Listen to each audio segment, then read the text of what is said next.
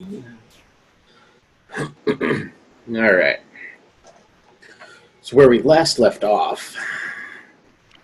Oh, Joe, what is your character's name? For some reason, I can never remember yours either. That would be Kothis the Devout, and he is not offended. Kothis and Arabelos. Kothis thinks it's far more important that you remember the Fandangle. Oh, yeah, I have no problem with the Fandangle. Of course, but I mean, it's universal, so. I'm going to call you the Fandangle soon enough. All right, so the last one we left off, you guys were basically just sitting in the den of Veritas Mav. He is this mayor, sort of mayor character anyway. He doesn't really act as mayor, but sort of has that air about him here of Crux. Crux is that town on Yggdrasil, the world ash that was tucked in next to the branches, next to the trunk, where a lot of different things have happened. That's where you first met the Visages, and you had that battle with Yakin Jan, his guard, before you headed back to Sigil. So you guys are in his den. He was just showing you the book of his great-great-grandfathers, one Herman Melville, who was no notable author apparently back in his time, quite a long time ago, but this book that he shows you looked to be some sort of diary or remembrance passages and things like that of his grandfathers. But it does have a picture of this black ziggurat, this obsidian pyramid, the same one you guys have seen before, scattered around by other larger buildings at the end of a street. And along the side of it, sort of written in actual ink by like handwriting, like notes on the side of the ledger or whatever, is the words Tissian Sumir, which is what you guys had heard about before. I believe, which I may be wrong, but I'll kind of let you guys take it from there, but I believe you guys were looking to head back to Sigil to speak with that ant lady who lived in the clock tower there to be able to get back to Renee's, which is that world where the Black Pyramid was, and try to go from there. But otherwise, I will leave it up to you guys. What do you like to do?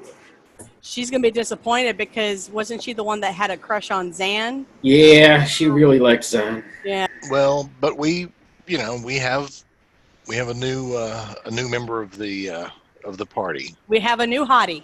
Yes. Yeah, sadly enough, he has a 18 charisma, so yeah, good luck.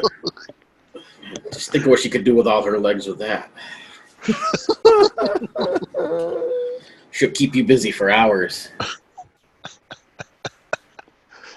Oh boy. Question out of character.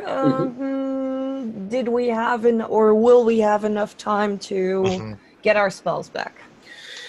You guys are, I believe that was the point, was you guys were going to rest for the night and then go back to Sigil. But I mean, you guys just returned back from where you had that huge battle, so yeah, you're still roughed up a bit and such. But okay. So in that case, Kothis is if the measure of one's lifeblood is a pie, he's down to about a third of his pie there.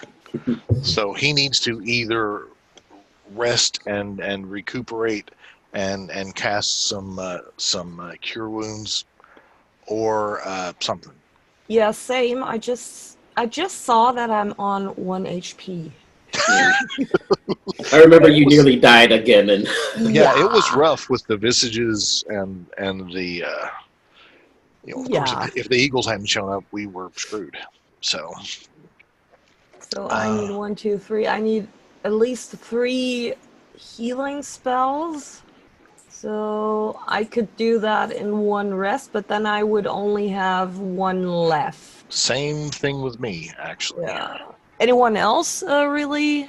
Yeah, how are Tiva and Seda? I think Seda was pretty roughed up. Actually, Tiva, because I've just decided to start. Yeah, you were hiding. Yeah, I was, because I finally decided, you know what, maybe I should actually be more stealthy. My health was at 19 when we ended. My total's 23. So I mean, granted, my health isn't great in the first place, but I'm down to 19. Okay, I had gotten reduced to 0, but I don't remember what happened, but somehow I got brought back to 1. Either somebody helped me or something happened. I remember Kothis trying to get to you at one point. Yeah, I'm at 1. I would suggest then that we maybe stay for 2 days so we can do a barrage of healing spells? If we can do that without if we can do that without destroying the narrative or our chances. Oh yeah, totally. Okay. Theta will probably spend the first day bedridden and asking for more bacon. Yeah. Yeah, Kothis too. Wait, no, kidding. Oh, I need my book. Hang Hey, on. you guys- I'll you guys- definitely Oh, sorry. Go ahead. Sorry. I was going to say, you guys would have returned. So it was later in the evening when you guys returned. So I imagine Veritas would have, kind of snuck you guys into town because he doesn't trust a lot of the people here in town right now either. As you guys got to his place, so, draw the curtains and lock things up so that basically you kind of can hide in his place without too much of a worry on what's going outside or people bothering you. Okay, so if we're going to do 2 nights, that'll give me a total of 8 cure light wounds. 8? If I do 4 each day. Oh, right. Yes. I'm sorry. We didn't have anyone diseased or cursed, did we? No. After that encounter. Cure. Okay, so. Oh, we can already do, or at least can do cure serious wounds as well. Keep in mind, I think you guys probably have it on your sheet, but the necrotic orbs is what was nailing you guys last time, where you lost some of those hit points permanently. Yeah. I had to reduce my max HP. Yeah. Same. Unfortunately. And you're right. I have. Looks like I can do 1 cure serious wounds as well. Yeah. So I'll do that one on Seda. That would be 1d6 plus a number of points equal to the level of the caster plus a number of points equal to the level of the subject. Yeah, that's pretty awesome. So we're both 6, 12. So Seda, you regain 12 plus 1d6 hit points. Let's see how far that goes.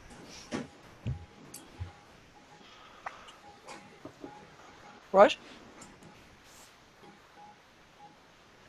You're muted, Rush, just in case you're talking. Yeah, I was rolling. Sorry. 12 plus 1d6, so that gave me back 17 for 18 total.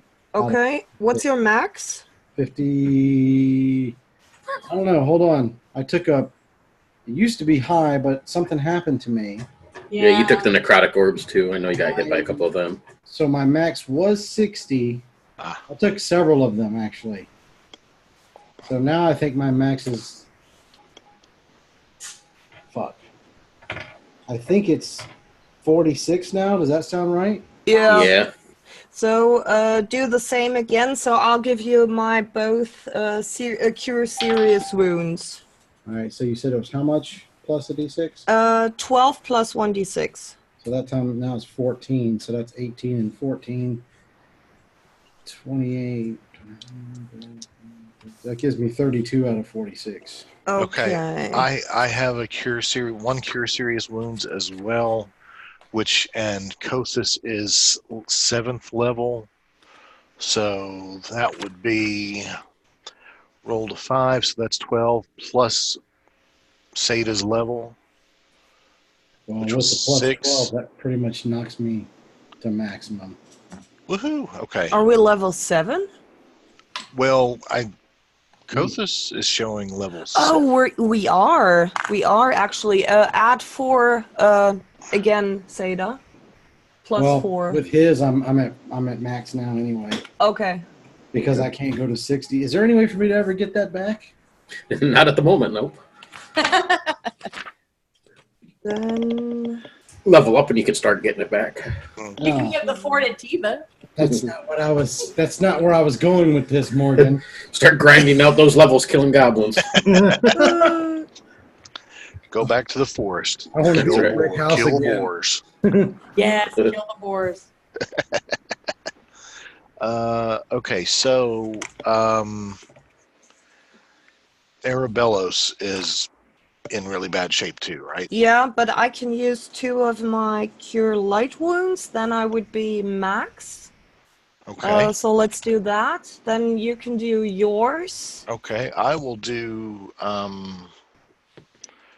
So the first day, let me see what I can do. If I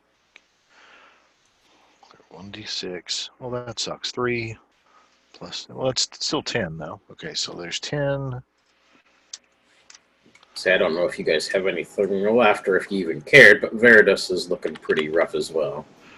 Yeah, I was actually going to ask about Veridus because I talked about the Eagles, but if Veridus hadn't shown up a couple of times too. Okay, so Kothis is back to his new full strength, and let's roll for Veridus.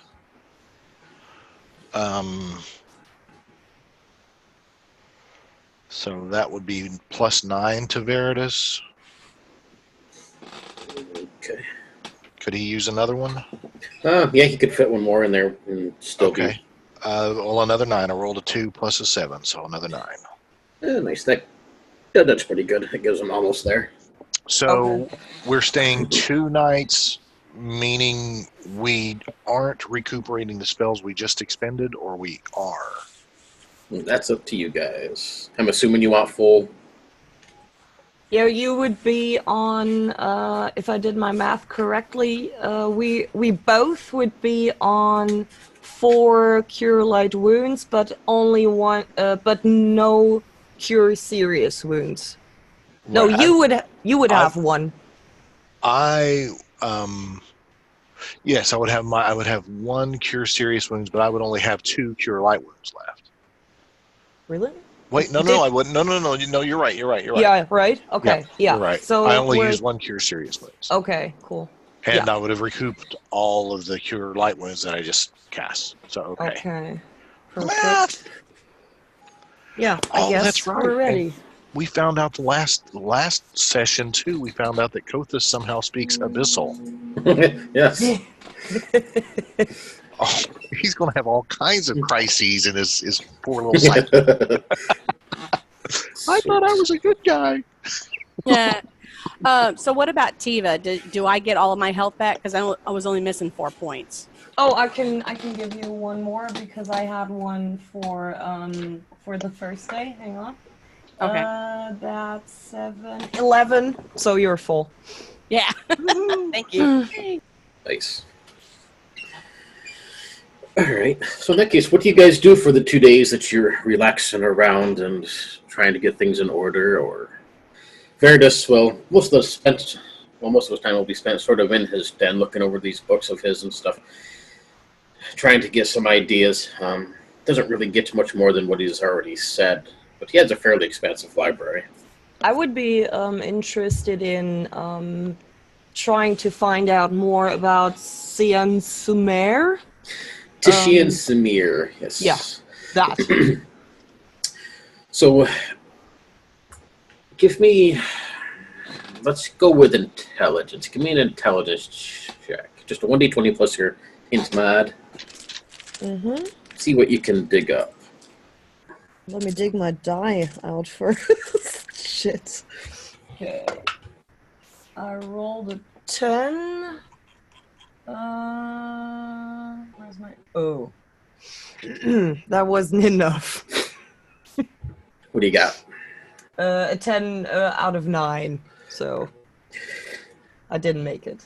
No, as you poke around and stuff, you're not really able to come up with a whole lot more. Veridus is pretty sure that it refers to either some sort of cathedral or fortress or church, some place of worship or defense that was held long, like an ancient place with some sort of strange religion or worship. When he looks over this book that his great-grandfather had, and maybe you're looking over his shoulder and kind of going through some of the stuff with him, it definitely has that sort of feel to it, Arbellis.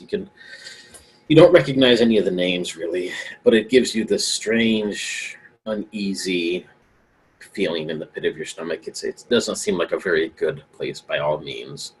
Yeah, we know basically that it's the place of worship of that god of destruction, I would call it right now, right? Who took down Earth. Yep. And we know that it keeps souls, souls in that dimension and doesn't really let them die, correct? Correct, yep. Would we, so Hero Bellos was told the story about Zan. Would he be able to make the assumption that maybe Zan is still there? Because he died in that place? Well, he died in the Obsidian Pyramid, which is somehow linked to Tishia and Samir. You're not sure exactly how, but you're pretty sure that from what his book says, that the Obsidian Pyramid has a portal that leads into Tishia and Samir. Oh, I got that wrong. Okay, so the pyramid isn't Tishia and Samir. Nope. It's okay. It's the gateway to Tishia and Samir. Okay. But it works in sort of the same sense, the same idea that if Zan died there in the Obsidian Pyramid, then either his soul's likely there or it might have got brought over to Tishia and Samir, but it's probably nowhere. It's going to be stuck there wherever it is. Okay, so when I come to that conclusion, I would look at the others, whatever they're doing, probably reading or chilling, doing something. I would look up concerned, but I wouldn't say anything. I would look just a little bit troubled because I feel sorry for the group. Let me roll for Verita since he's sweet. Kind of looking over shoulder. As you guys read through some of those other passages and get some other ideas, you will see that reference again to the bottom of the multiverse, which, as Arabellos would recognize, it refers to the negative energy plane, the plane of undeath and the dead.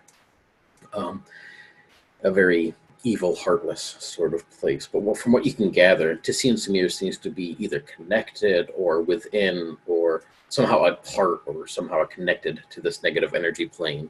So whatever you'd be walking into certainly has this sort of like a realm of the dead, realm of undeath, evil, that sort of theme to it. And it could actually be responsible for our god dying problem, right? In theory, and that god of destruction, he would have an interest in taking everything down. Most certainly. That's something I would actually share when I think about it. And probably when we're sitting there to have a meal, I would mention my thoughts.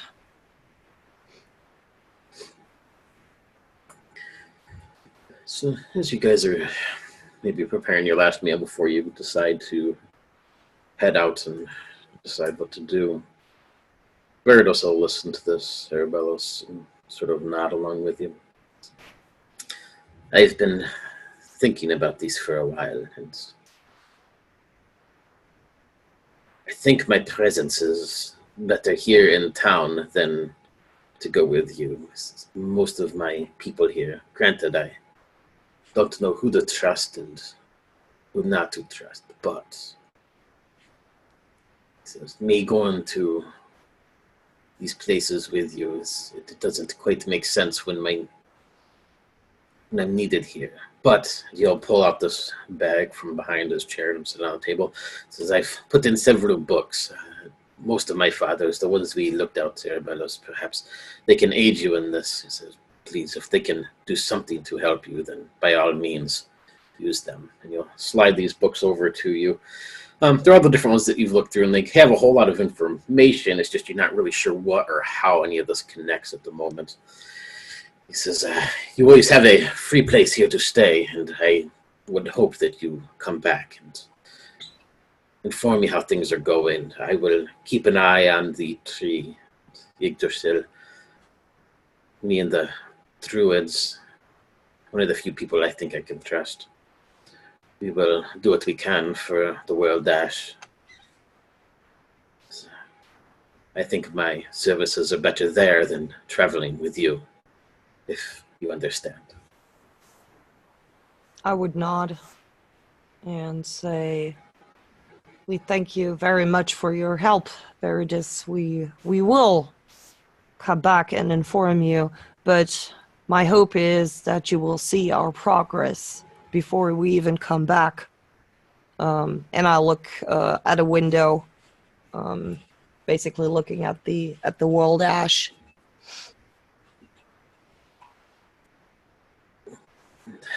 You're not excellent. Well then, I will let you all dine in peace, but if you have anything, please, it's just a simple ask away and I will do what I can. Understand you may not think I'm the most forthcoming of people, but you must understand that I put this town before all else, and I'll do whatever I can to protect it. Tiva looks over at him and smiles, and she just runs over and just gives him a big hug. Says, you don't know how that feels, little one, in these dark times. She says, I will miss you. Says, you'll be back, I'm sure of it. No time at all. We'll be eating the roast turkey and bacon and mashed potatoes. No time at all. Well, she just kind of looks at him and just tries to smile because she knows that they're up for a very difficult task, and says, hopefully. There is no hope. Hopefully. It's a guarantee, one way or another. You'll be back. You'll be back. It'll be fine. He offers a weak, not really the best confirming smile, but he does his best to make it look like so.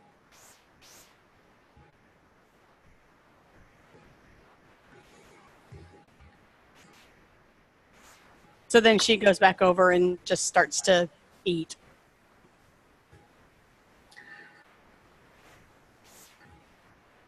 It'll be maybe as you guys are cleaning up, taking the last drinks of your drink and packing the last few things in your satchels and getting things around, you'll hear this heavy pounding rap on the door. Veridis will stop as he's mid-washing some of these dishes and sort of look at all of you, look in the direction of the door.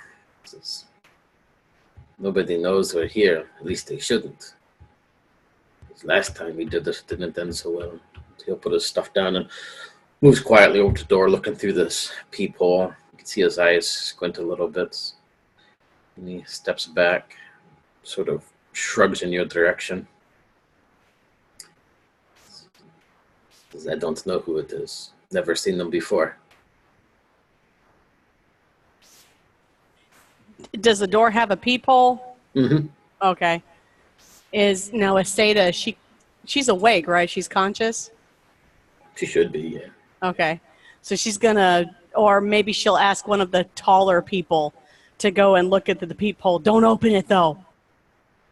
Yeah, I'll give it a look outside. You're going to see a warrior standing outside Arbelos, sort of slicked back mane on the top and satchels on the side. Nobody you've seen before either. I shrug and I look down at Tiva. May I? And I stretch or I hold out my arms to indicating that I want to lift her up.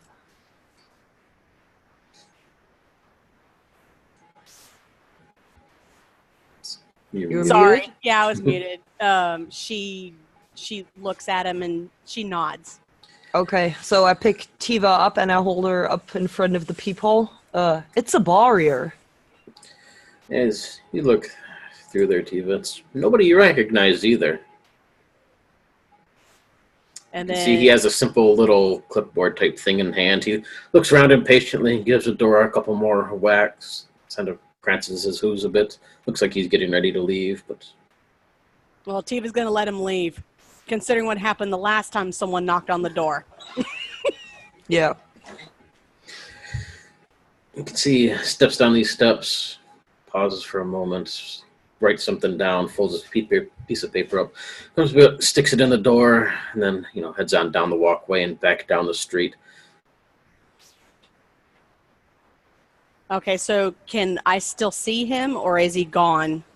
You can see him as he walks down the street and down around the corner, headed out of you. I'm going to wait until he goes around the corner, and then as soon as he does, we'll open the door really quickly and grab the piece of paper that he put there. Looks to be a tour service for the city of Sigil. Just a simple, pamphlet. Okay, so it's a spam caller, basically.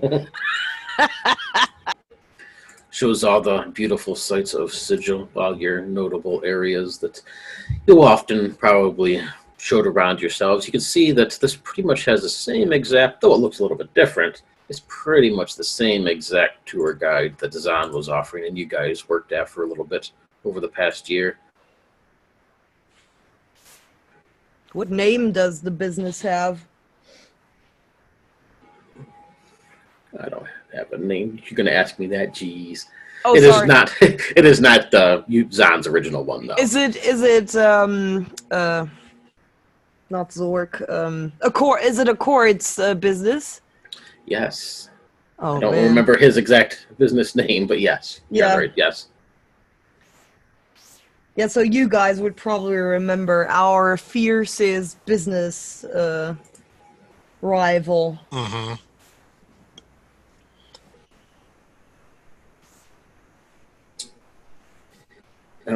Gonna harumph and then just say, I say we just toss it then.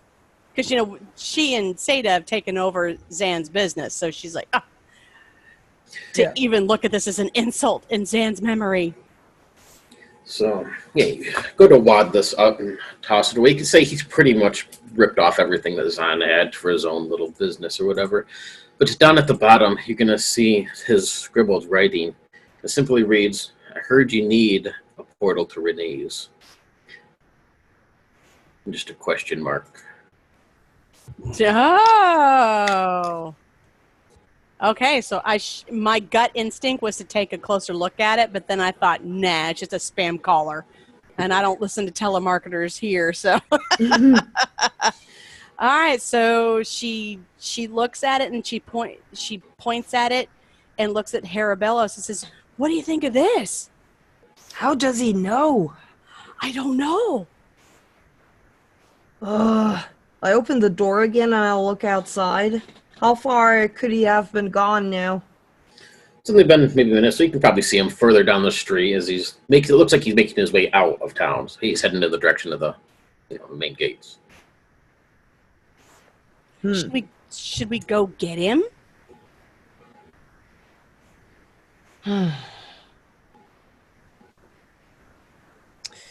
Well,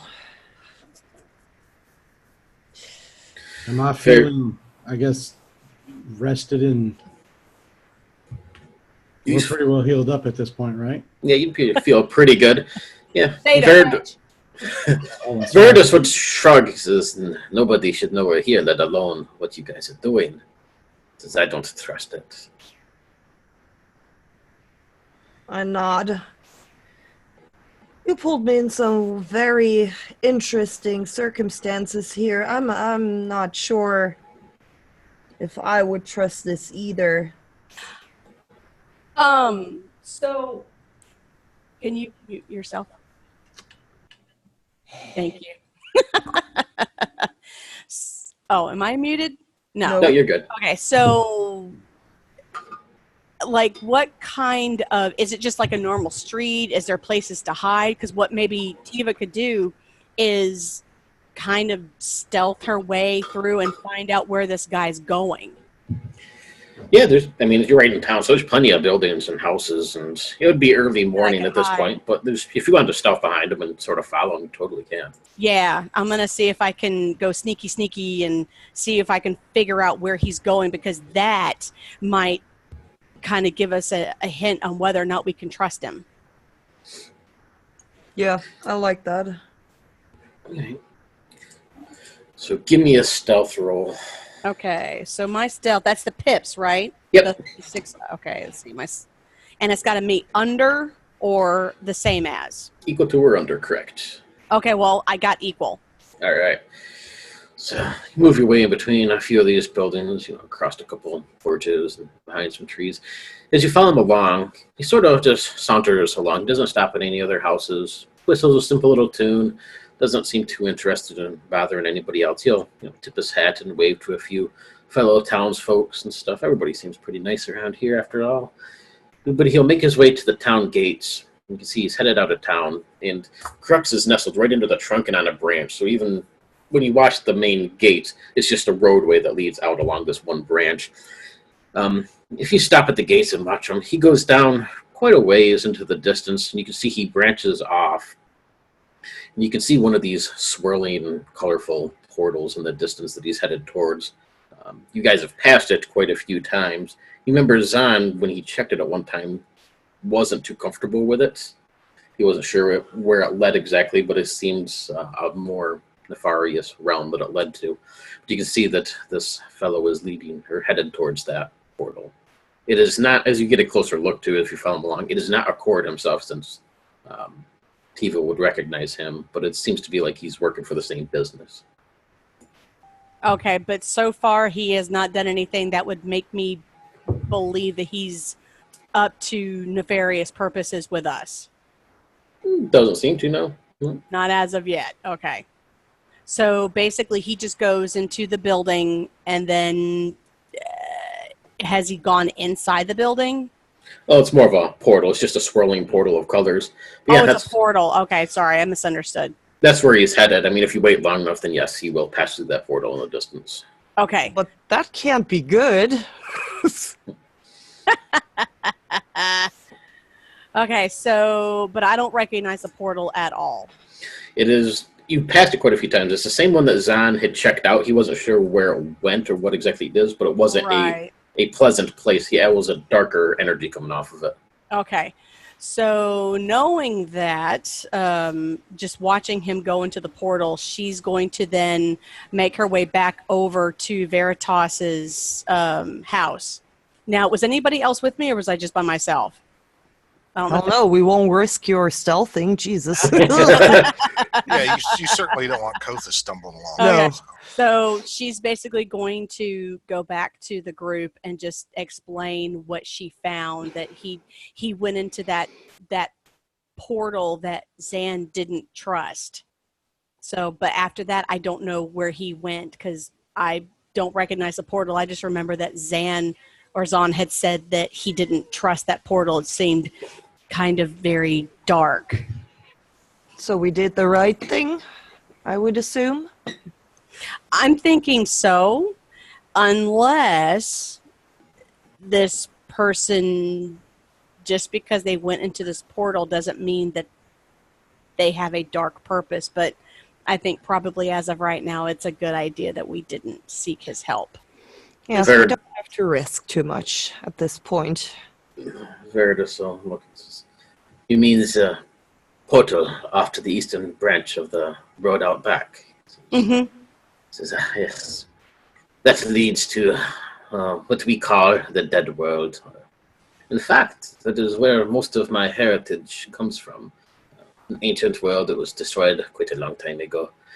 As many as the people, some were killed there, other ones that got away.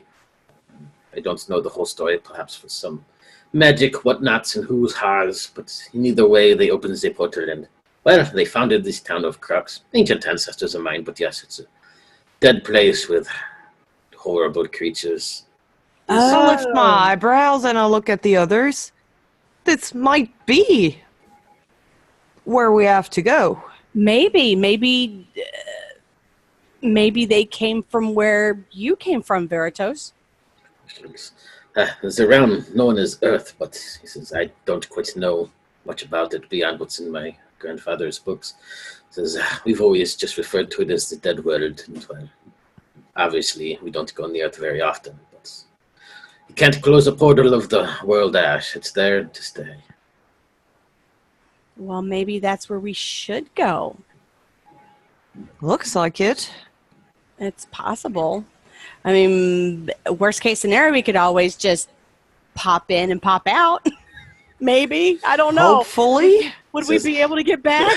He says, most of the World-Dash portals, that's the way it works. Just occasionally it's one way, but more often than not, it's two-way gate that stays open on the branches of the tree forever.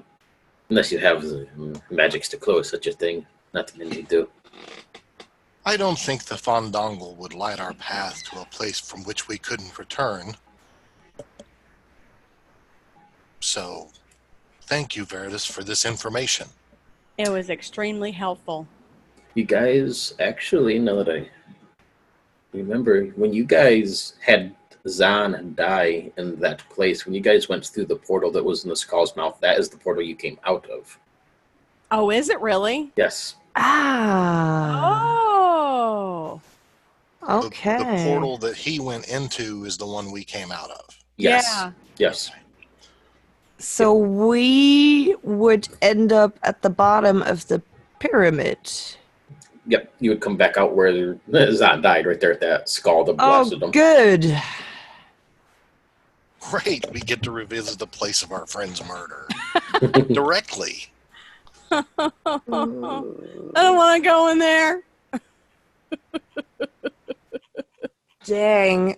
In that case, though, oh man, we have to do something to even be able to damage those creatures, right? I mean, I wasn't there, Eurobellas, but there were some issues, right? If I remember correctly. Yeah, there were quite a few rooms you guys didn't even screw with. He just said nope and got away from. Out of here. Went down the stairs, and Seda triggered the trap that blew Zahn apart. Well, mostly dead, and then he got backstabbed by the ghost, but yes. Not my fault. Oh man. Yeah, where the portal was, you guys would have came down the stairs. Seda was first, and she triggered the pressure plate that was on the floor that triggered the skull to set off a fireball. But, But then came those creatures, right? Yeah. Yeah. Yep. I will definitely have protection from evil ready.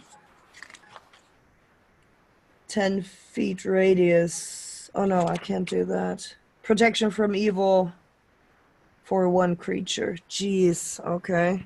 Wait, you can't cast protection from evil 10-foot radius? No, because it's my 4th level slot. Yeah, I was wondering the same thing. I've got to cure serious wounds as well, but maybe I should take protection from evil 10-foot radius and let you handle cure serious. Do that. I've got an idea. So you keep your cure serious wounds and I'll take protection from evil 10-foot radius. I don't have my cure serious wounds anymore because I cast 2. Oh, that's right. So I'm done with 4th level for this day at least. Okay, well, I will keep my cure serious wounds in that case, because that might be more helpful. I'll just That's tough. I take two protection from evil, then we can... Yeah, if you take 2 and I take 2, we can cover the whole group. Yeah.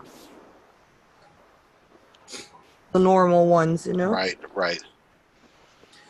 Since you guys are talking about this Veritas one over Instic, you mean you were there once before? That is where you came from already? Yeah, yes, we did visit that terribly awful, but strangely compelling place. And he says, well, that's it. That's where you need to go. He says, point at that book that you have, Herabelos. My grandfather, that in the ledger he wrote the Tissian Sumir, and says that is what you're looking for. I don't know why this fellow that you're following would go into such a place. That can't be good. Perhaps it's drawing you to a trap. Maybe, but at least now he thinks that we didn't want it. Why does he even put the pamphlet there and walks through the portal when we have no means to get back to him? This is very weird. Okay, so I'm going to look back at the map and see if it says anything on there about getting in contact with them. Does it say anything on there? It'll give their address and sigil, but I mean, there's no other technology to necessarily get a hold of them now. Oh, okay, but he put on there I heard you need this, but he didn't give us any means of being able to get a hold of him. Okay. Yep. Well, I think he knew that we knew that he's there, standing in front of the door, and he knew that we would be watching. Oh, this is very complicated. Okay, so I think and this is out of character, by the way. I think what we should do is we should head over to the storefront, because while he had gone into the portal, it's still a pamphlet for a store. So maybe we should go to the store, and maybe the store will have a clue on how we can get a hold of them, rather than us walking straight into the portal of death. But that's in Sigil. Yes. Oh. Which actually I just looked up. It's called the Wandering Warrior. This is business. But yes, Wow. that is a address in Sigil. Oh man. So we're not in Sigil. I thought we were. No, we're in the tree. Yeah, we're in Crux. Yep. Oh my gosh. I can't keep up with everything. So how far is Sigil? To get back to Sigil, that is that huge city that you started in. You would have to. There is a portal up in called the Heaven's Tower, but it's up in the main barracks of Crux. It's that portal that you guys sent through after you fought Yak and John. That Verdus Mal was able to send you through, and that sent you back to Sigil. Okay. So do we want to go? He could get you there easy. Okay. So do we want to go ahead and go to Sigil then, and go to the storefront? Because it could be that portal that we saw in Crux was just a quick way for him to get back from Crux to Sigil. Could be, yeah. It could be a shortcut, because that's the portal that we came out of. That's not where we went in. Exactly. So I think what we should do is we should go take the portal to Sigil and go to that storefront and see if we can find them there, rather than us going through that portal where I don't want to go back through again. Well, but do we know for certain which portal goes to Sigil now? Yeah. Yes, you do know that, and that Ant Lady was able to give you the information to get the portal, which in turn sent you to Renee's, or this dead city, this dead world, and where the Black Ziggurat is. So we do have a path. Okay. Yep, Verdus will sort of shrug and says, but you still headed in the same direction, yes? Says, It would just bring us out at a different point in the dead world. Correct, yes. Actually, maybe that's good, because, I mean, I don't know if we want to pop out at the bottom of the Black Pyramid in between all... Surprise! Yeah. But then again, don't you need to go there? Says, but this seems weird that the portal is in that place. Says, wouldn't this get you there faster, safer? But well, I'm not sure if there is something safe down there. That's true. So, but it seems you would have to go there anyway. But this fellow, if he's there waiting for you on the other side of the portal, then yes, perhaps it's just a trap. Yeah, I'm really torn, to be honest. Otherwise, yes, you would be going back to Sigil, you don't have to talk to the Ant Lady, but she would send you to the barracks of Accord's Place, which is going to be the Wandering Warrior, and that is where the gate was that led to Renee's, which then you travel through the city to the tower. Yeah, that's probably what the pamphlet meant then. He just pointed out the portal that is in the back of Accord's barracks.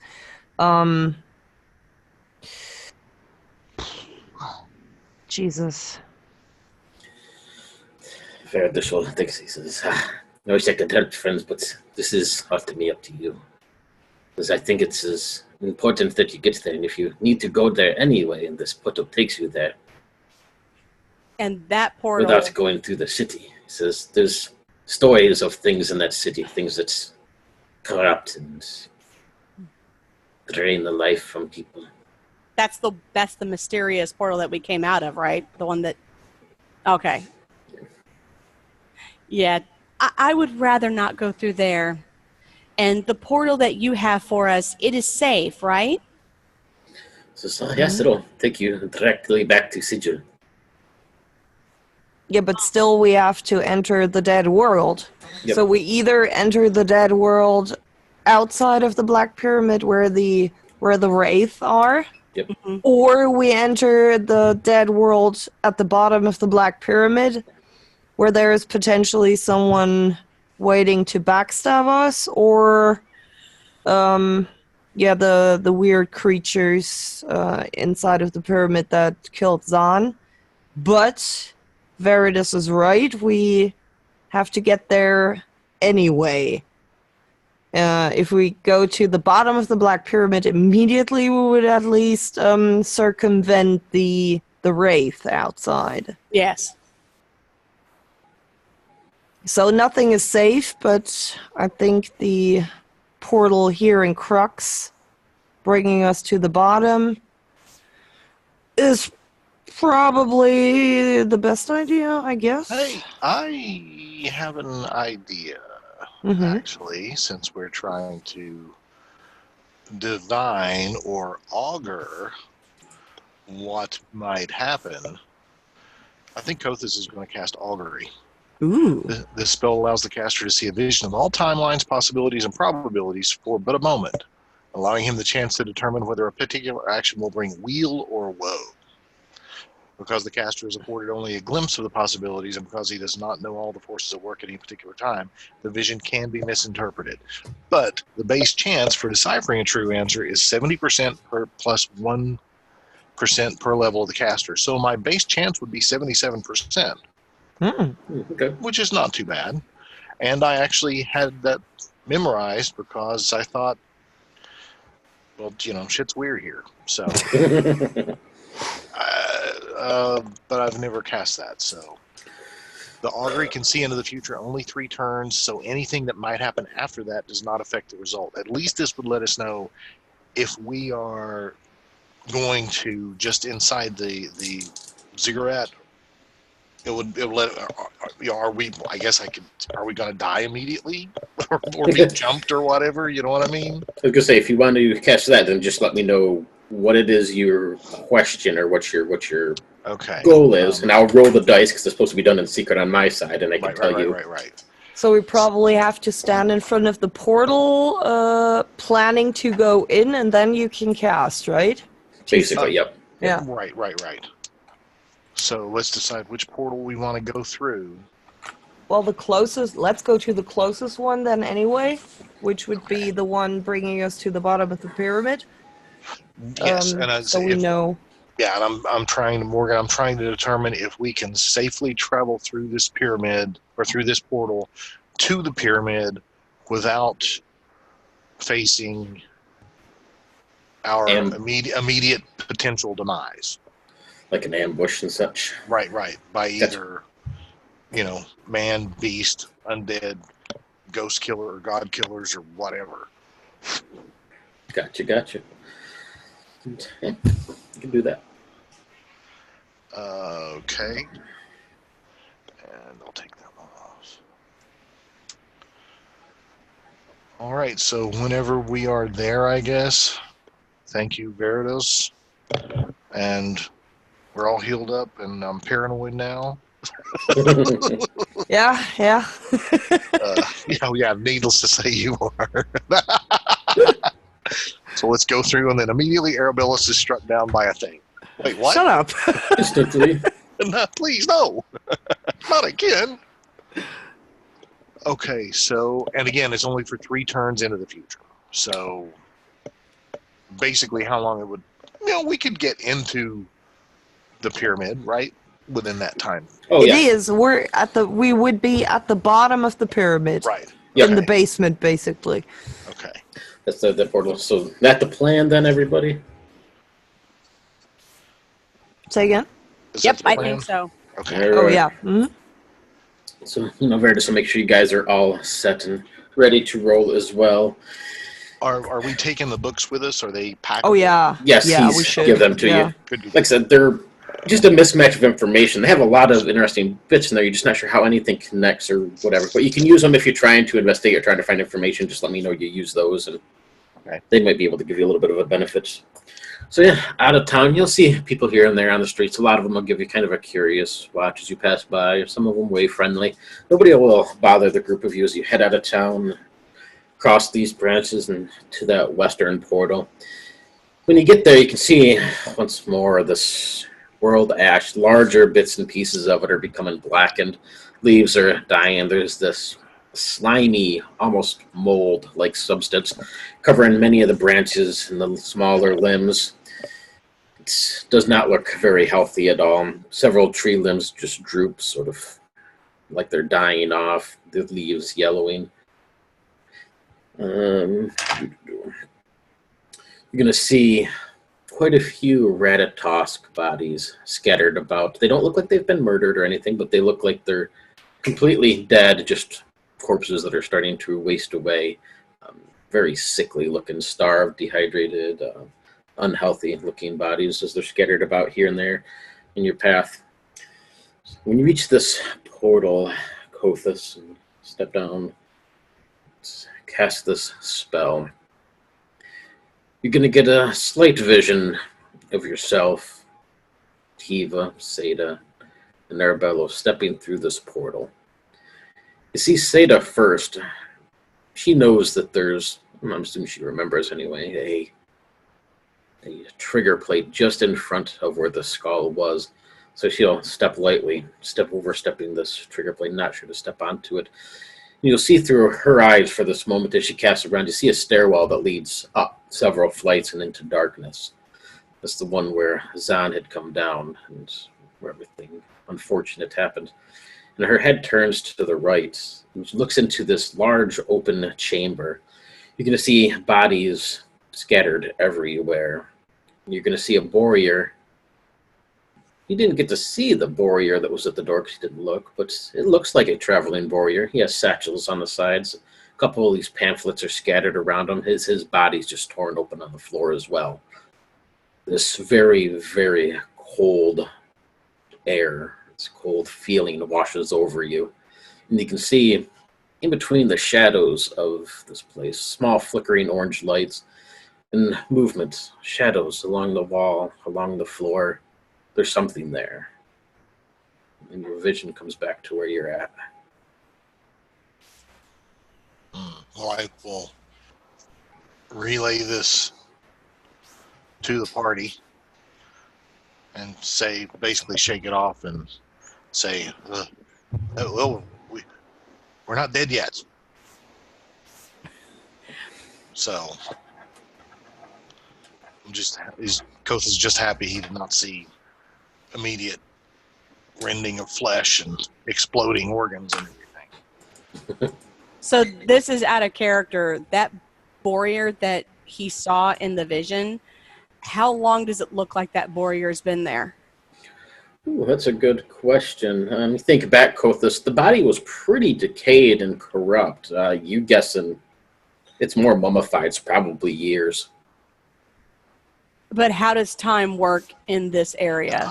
Exactly. That's what I was going to say. I don't even know if that means... You're pretty sure. I mean, when you get the look of it, Kothis, it would have been the same pamphlets that Tiva had scattered around him on the floor, but his body was certainly mummified and corpse-like for years. It would have took years for that to dried up like it is. Yeah, but time works differently here, obviously. Right. How can we defend ourselves against those shadows?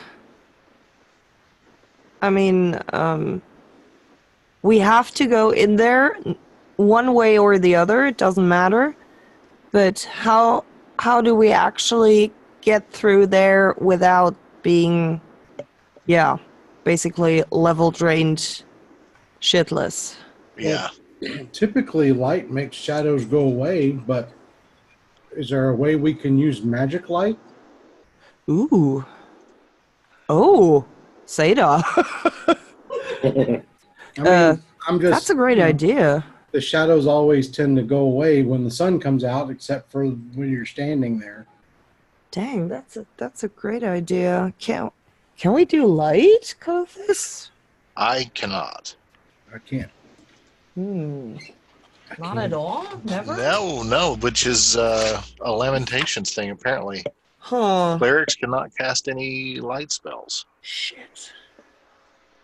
What about... There are... Which proves I'm not metagaming because I had no idea. Right. Yeah, Seda just assumed all magic-y people can cast light stuff. What if... So I would address Veridus. Would you know of any even a beginner spellcaster who might be able to give us a source of light, a magical one? Let's see. How long does light last? ABCDFGH. There is a continual light spell, which Level 2. is... Oh, that's only a level 2 spell. Duration 1 day. Okay. There's a few minor casters that work down at the Druids Grove, drain catchers. They should be able to, enchant something simple for you. I think you had a very great idea, Seda. Lady Seda. What do you think? Should we get one or two of those light sources for us? I look over at Tiva and I wink at her and go, "He called me a lady." Tiva looks over at Seda and smiles. And she looks over at Arabellos, and I'm thinking we should probably get several. I would think that the righteous cudgel of the Fondongle would look mighty fantastic with a glowy glow coming from the end of it.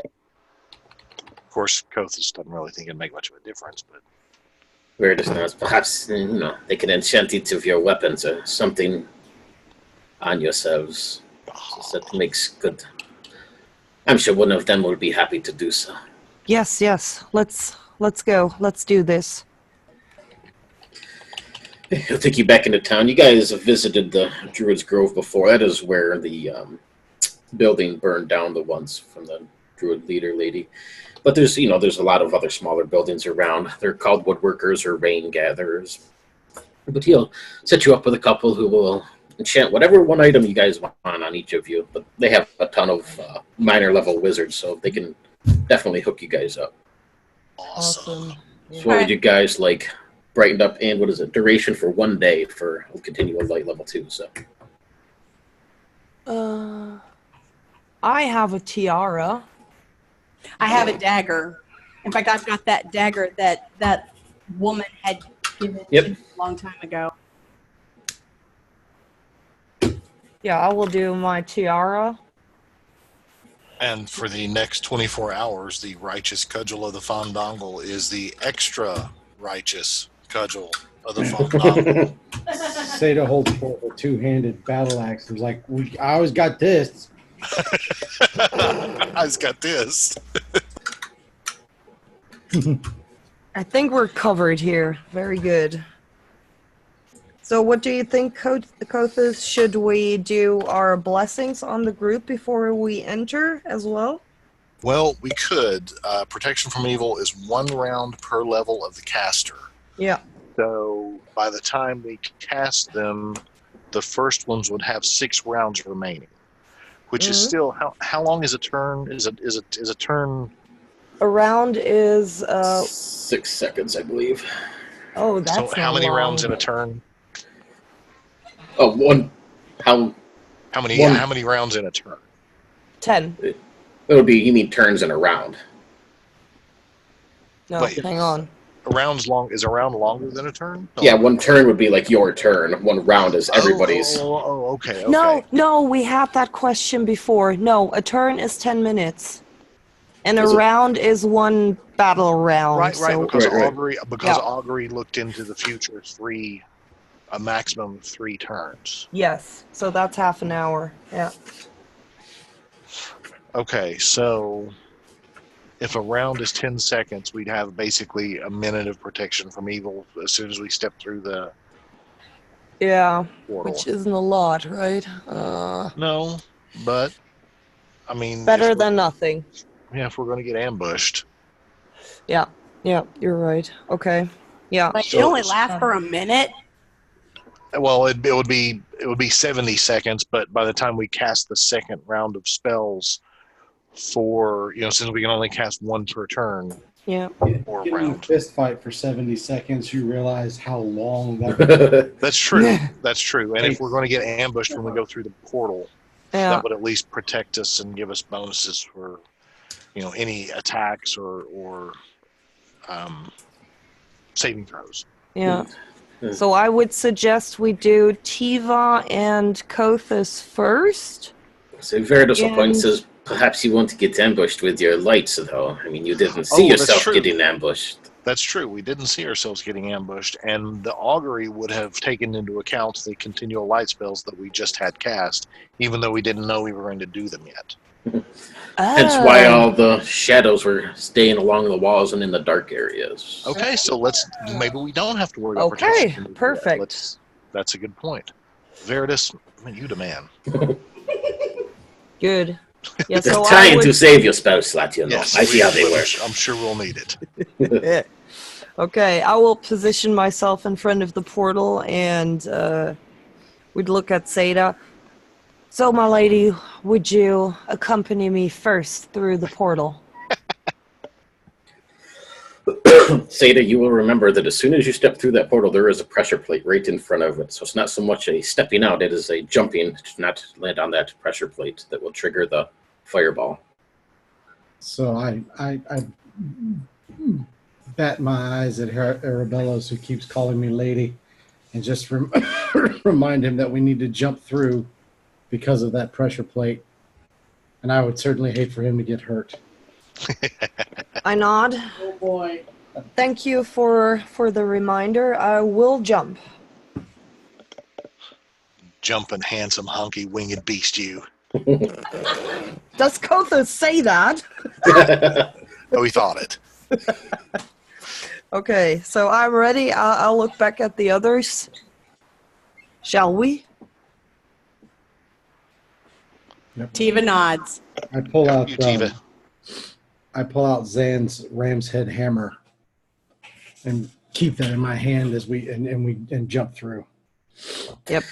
So as you guys go through first, you come over top into this dark, cold chamber. Neither of you stepping on this pressure plate, but you sort of land just to the side of it because it's the way you have the stairwell that comes down. There's a 5-foot landing where the pressure plate is, and then right on the wall at the end of that landing is the portal. So as you come through, you would have entered just to the side of this pressure plate, looking into this huge open room that is quite large. It's about, where's the map? Let's see.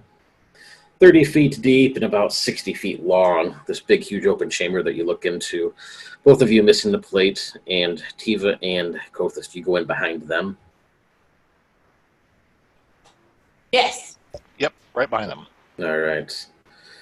So as you guys come in, your bright lights that you had shining, you can see that they have dimmed here. It's almost like the darkness chokes around these lights. It gives off, normally, 120 feet radius. Now it's more like a 10, maybe 15 feet at best as you're all gathered around one each other. Just beyond this light is just pitch dark blackness. You can see this warrior laying on the floor ahead of you, maybe 10, 15 feet. Again, his body is dead for a whole long time, mummified, the skin dried over and cracked. Pamphlets are scattered all across the ground. Most of them look like they've been preserved. They've been here for a long time. They're a little crusty and dried, but they're in decent condition. There's other bodies as well. Elves, orcs. There's a lot of elves and orcs, actually. spattering of humans and other odds and ends. All of them just dead in all sorts of state of decay. Some are just bones. Other ones are still fairly fresh looking. So the warrior that we see, is that the one that I saw? It looks exactly like him, yes. You can see the mane was still slicked back a little bit. It's quite thin now, so most of it's rotted away. You can see maybe a tattoo that was down his flanks is still there. It's definitely him. Okay, so she's going to look at him and she's going to shudder, and that was the one that was at the door. So time goes by differently here then, right? So what happened to him?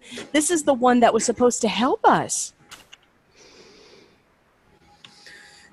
You guys are in the sort of the doorway or the hallway that leads into this room, so you're not fully in the room, but from what light you can see, again, it just disappears into darkness about 15 feet out. Now and then you can hear what sounds like this scraping of metal on stone. You can see flittering darkness, little bits of shadows of movement here and there, but nothing that's coming close to you right now.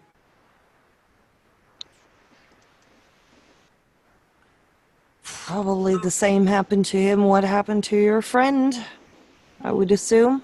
It looks like it. So if he's here, is there even any point for us to go to Sigil? No. We have to continue and find our way to Sion Sumer. Yeah. Is that the ant lady? No, the portal to the temple. Oh my gosh, too many names. Yeah. Well, Tiva's gonna go over to the warrior, because where is he? Is he very close? He's about 10 feet away from you into the room that you're looking into, lying on the floor. Okay, so I'm going to carefully kind of make my way into the room. Actually, I don't even know if I want to do that, because what if he died in there because of a trap? Well, you can search for traps. Yes, check for those nasty things. Yes. Yeah, I'm gonna search for traps. Go ahead. Should have a search on your pips. I do.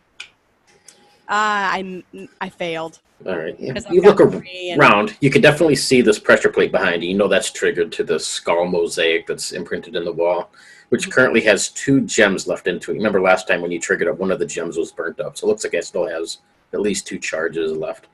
Glance around the sides of the room itself. You really don't see anything dangerous. It definitely gives off a creepy vibe, and you can see movement in the darkness just beyond your light, but there's nothing immediately in your light zone that threatens you. Okay, but the pressure plate, though, that very well could have been what killed him if he hit the pressure plate. Could have, yes. Okay, so I can avoid the pressure plate, right? Mm-hmm. Yep. All right, so I'm going to avoid the pressure plate and see if I can maybe do a little bit of inspection on the body just to see if there's any clues that we may have, or that we may find on what he was trying to help us with. You move over. You can see his face is in this state of like pain and anguish, like he was screaming out or something, sort of locked in that horrific visage. His body's quite dried up and husk. You don't see any wounds on him. You don't see any burn marks or anything like the skull would have triggered or the fireball. On himself, he just has piles of these pamphlets. He has quite a few nice pieces of jewelry around his, bracelets and rings and stuff like that, but otherwise, not much of interest. Okay. All the while you do this, she moves away from you guys and out of your little group. You can see her light source dims down a little bit more, so it's more of a 10-foot radius around her. This darkness, I guess Cerebellos and Kothis, you would know that the spell should give off a lot more light than it is. It seems to be being counteracted by the evil darkness of this place itself. It's not necessarily magical, but it's certainly I would darkness. Close up a little bit to Tiva while she's doing her stuff there. Yeah. Just close up a little bit to create a line of light through the room. She's done, so she's going to go ahead and just come back out, and because I didn't see anything that was of importance. So Arabella says she's looking at this, and you sort of offer that line of light with her to keep things brightened up a little bit. You'll see that each corner of this room, the top two corners, it looks like there's some sort of tall statue. Same with the bottom two corners. And there's a doorway down in the bottom southern end of this, in between the two dark statue-looking things. You can't make out what they are, but they're go up to the ceiling. If you glance up, it's about a 15-foot ceiling above you. But whatever, you can see the form of statues in each corner that rise floor to ceiling. I would walk a little bit closer to that doorway.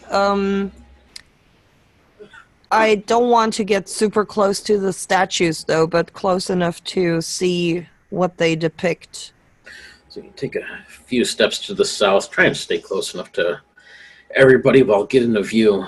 The statues, each one looks just a little bit different, but the two that you can see down there they look like very large, bloated goat humanoids.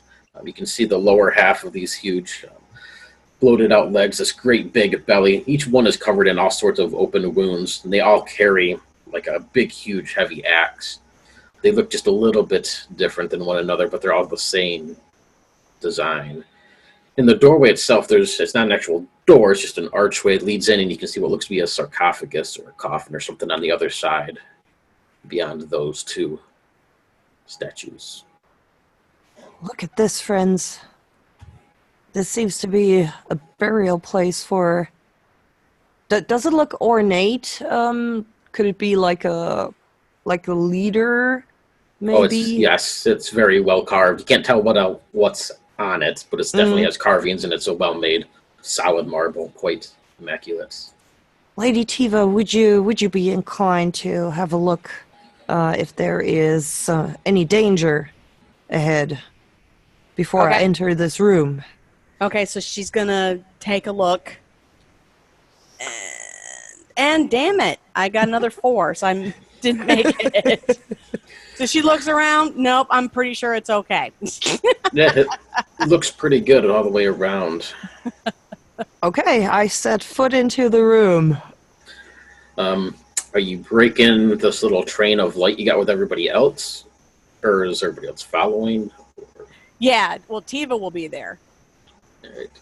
So I guess it's up to Seda and Kothas. You two staying back at the moment and huddling in your own little light source, or following these two brave souls? I don't want to lose sight of them, but I certainly want to bring up the rear. I don't want us to be caught up in anything that might get all explosive-y or munchy or whatever on them, so we can help them if they're, It's my goal anyway. Yeah. That's pretty much where I'm at with it. So you guys will take up the rear and sort of follow this train of lights moving through this. Seda, as you're in the back, you'll notice your light source catch small shadows on the wall. Every now and then you'll see things moving. There's figures just at the edge of your light, Seda. They seem to be moving around on the walls, across the floors. They're following, but they're not getting too close right now. You can feel this very cold feeling wash over you. You feel a little bit weakened, but okay. You just feel like energy's just sort of being sapped from you. But you'll notice along these walls of this place, as you start to move down, there's small little holes, about 4 feet up off the ground, and each hole is 1 foot in diameter. And every couple of feet, you'll see these holes along the walls. So I would put a hand on Kothas and just kind of point with my hammer at the holes in the walls. And I would just ask him, I would say, do you feel that? It feels cold even from all the way over here. And yes, Kothas would confirm that if he does indeed feel it. Which I imagine the more isolated each group is from the other two, I imagine things get more oppressive. It's extremely claustrophobic. The darkness just seems to constantly pull in at you and surround you. Every now and then you'll get the sight of these things just off to the outside, and you'll feel this slight tickle on the back of your neck, occasionally something like it's trying to reach out towards your foot, Seda. Up in the front, Tiva and Arabella, as you guys come up to this large sarcophagus, you can see it's made of black marble with veins of green running through it. It's covered in all sorts of ornate writing, and not quite you don't recognize it, either of you, until Kothis gets a little bit closer and realizes that it's written in Abyssal. Ah. Well, Captain Translator's here to translate. It also shows signs of looks like somebody has been attacking it or trying to get it open. It's scraped all along the edges, and it has a couple huge gouges. Parts and pieces are sort of cracked and broken apart a little bit, but it's not open. But it looks like somebody tried to at one time. If you read it to Kothis, it simply reads, "Here lies our Lord and Savior in death and in darkness." Well, I'm guessing I would relay that to my compatriots. And as I do, I kind of look around and hunker down a little bit, hoping it doesn't cause some bad thing to happen, because Kothis is very suspicious. So as you're looking over this, Kothis, what do you do? I mean, are you just reading this, or are you looking it over, or? Oh, I'm looking. I'm trying to. I'm definitely looking it over, especially since it looks like it's been attacked. Maybe somebody trying to open it, or I don't know if maybe they were trying to destroy the writing. If it doesn't look like, if it looks like they're not necessarily attacking the writing itself, Yeah, it seems like they weren't really necessarily trying to disfigure it or deface it or anything like that. It looks like somebody was more trying to grave rob it, as it's all around the sides of it. There's definitely marks of pry bars or something trying to get the lid open. But no evidence that they were able to budge it. Nope. Well, I tell everybody else, looks like this thing was supposed to stay dead. I don't know. But there's no indication of what specific Lord and Savior this is in reference to. Yes, would that be their mortal leader or their god? It is a big coffin, actually. It's going to be, 10 foot long by 6 feet wide. Yikes. Hmm.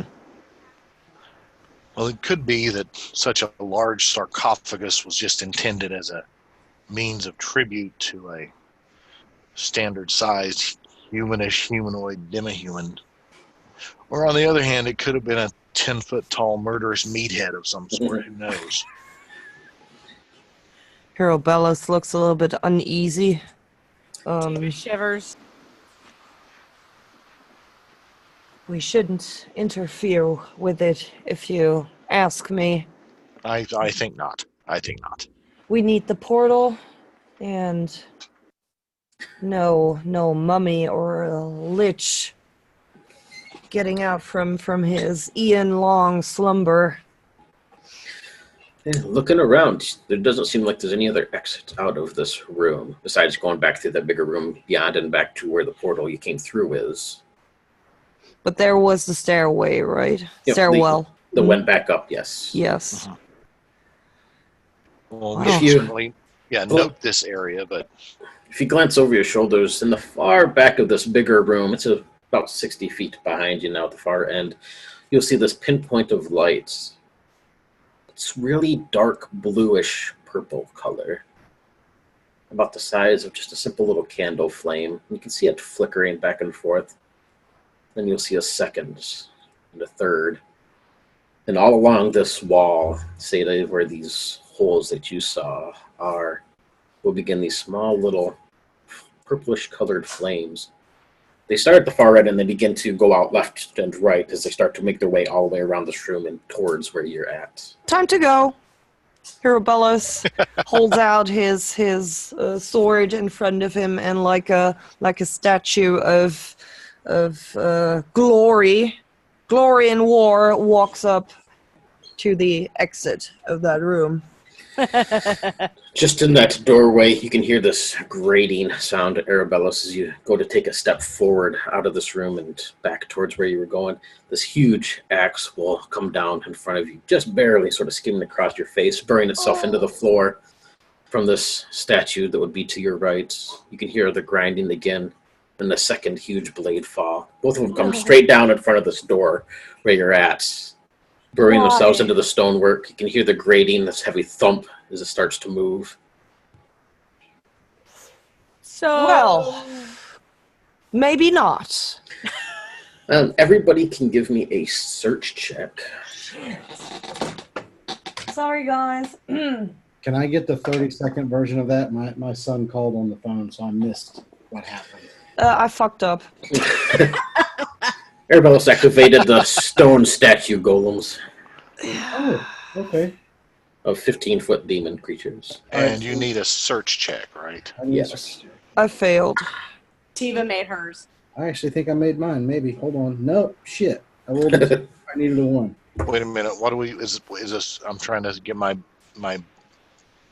basic. On your pips, they should be your little D6 pips. You only have 1 pip, Yeah, or you should only have 1. So you need to roll a 1. I rolled a 2. Good. So the number of pips or below, basically. So as you're looking around, Tiva, maybe at this sarcophagus a little bit and stuff, and around, you'll see on the back wall there is the outlines of what looks to be a, not necessarily a secret door, but a secret door, basically, that is within the stonework. You know that there's a door there, but there's no door handle. There's nothing to activate it. Okay, but it's in the statue? Nope, it's in the wall behind the sarcophagus. Oh, okay.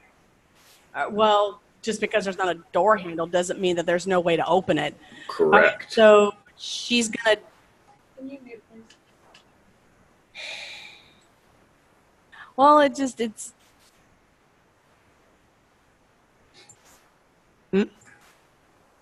I think you muted yourself, Michelle. Oops, I did. Sorry. So she's gonna tell everybody that there's a door behind the sarcophagus. Maybe there's a way to open it.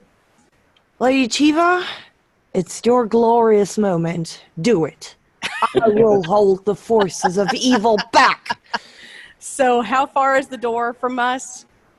You're in the room, which is only 20 by 20. Okay.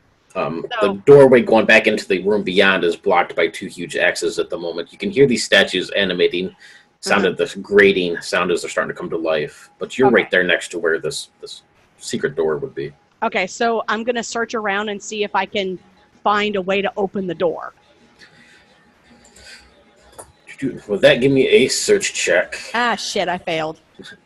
So you look, you can see this crack that runs down where the door is. You can see the lining of the door and the stonework, this crack running across the floor. It leads over to the sarcophagus, but you do not see anything in between there or something that would activate it. No. With that, you can hear a couple heavy thumps as these statues on the other side. You can see a heavy foot just beyond your light source, Arabellos. I think it's time now for me to cast protection from evil Yeah. on myself. Be. Yeah. Who cares about the rest of us? No, you're not in fight. So, yeah, why don't we enter initiative, everybody? Give me a D6 plus your dex mod. Oh, 6. I got Kothis is a 3. 6. Steven's a 7. 6 for Arabellos, 7 for Tiva, I also got a 3. Zeta. Gotcha. So Tiva, you would be up first. You can see this room you're in is about 20 by 20, large sarcophagus in the middle. The doorway is currently blocked by 2 huge axes that are buried down into the stonework. But you can hear the statues on the other side as they start to move across the floor. You can see all these little candles. It looks like they're black candles with purple flames lighting up in the whole room beyond. And as they do light up, this cold air, this cold wave of energy will wash over you all. You can feel the darkness. It seems almost alive, choking. You can see figures crawling across the floor around these statues and just at the edge of your light source. Like they don't want to get any closer yet, but it feels like something is happening. Something's building up. But Tiva, you were up first, looking at this doorway. You know that there's one there. You just can't figure out how to get it open. All right, I'm going to search again and see if I can figure out a way to open the door. And I got it this time. All right. Follow along. You can... It's pretty heavy stonework. You don't think this thing could be pried open, but there's certainly some sort of mechanism in the wall. You can maybe tap on it with your blade a little bit in here. Something's hollow just beyond. You could follow this crack along the floor. Whatever will initiate or engage this mechanism is inside the sarcophagus. It's inside the You thing? can see this crack run across the floor underneath you, and it goes right up into where the sarcophagus is. But you don't see anything around the outside of it, so that sort of leaves inside. Okay, so she's going to look at Seda. We're going to need to open this thing. And Arabellos, you are up. Yeah, I'm casting protection from evil on myself then. All right. And I position myself, close to that blade, which is blocking the door. You can see this heavy stone hand wrap around the side of the hilt and start to pull it free in front of you. Same thing with the one on the other side as they start to grab their weapons. And that would be Kothus. You are up next. I think I will probably cast a protection from evil on Seda. If Seda is still close enough to me to cast. Well, yeah, because Seda's not moved yet. Right? Yep, she's right there. Okay, so Seda now has benefits of protection from evil. Sweet. Gotcha. And then Seda, you would be up. You can hear Tiva tell you she's got to get that thing open. Yeah. Kothus cast a spell on you. So it's a box, right? Yep, a large sarcophagus. It's heavy stone lid. It's 10 foot by 6 feet wide. It's going to be heavy. Oh, okay. All right. So we shouldn't just smash it then. All right. So she's just going to run up, try to grab the lid, and just do everything she can to just throw the lid off. Right. It will be a strength check, so you got to roll under your strength, but add a +4. Okay. So +4 to the dice. So basically -4 to the strength, essentially. Yeah. And I got to get under it? Yep. I did it. I got a 5, and my strength is Wow. 17. Nice. So 5 under 13, essentially. You flung it. as you heave this thing up, you can see that it comes up. This blast of just decrepit, stanky-ass air blows out from this thing. It smells like rotting flesh. It smells like brimstone of burnt wood. As you pull this lid off, inside all of you, your light will sort of float over top of this. You can see the skeletal remains of some large demonic creature. It's dressed in ornamental red plate mail, and it has this massive human skull medallion that hangs off of it, studded with rubies. Well, that's not good. Why do we open it again? And with that, you can see both on the other side of this doorway, these statues rip their axes free. They move over. They're much too large to fit through the doorway that you're looking out of, Arabellos. And their blade, you can see, would be rather awkward for them. But they both take up position just on the other side of this doorway, just standing, almost waiting for you to come out. But all around them, you're going to see tons, just dozens of these crawling shadows. A lot of them look like humanoids, elves and orcs. And amongst that, you will see this warrior shadow is this just crawling across the floor. They're mindless souls almost, just at the edge of your light. But with each blink of one of those candles, as they get closer and closer, you can feel your light source getting darker and dimmer and dimmer. You give it probably about 15-20 seconds before all the lights come all the way around to your side, and it puts your light sources out. And that is the end of that round. And because Michelle mentioned it, now I think we should quickly take a break because I got to use the bathroom as well. Coffee. Perfect. All Damn right. coffee. Sounds Yep. good. 5-minute break.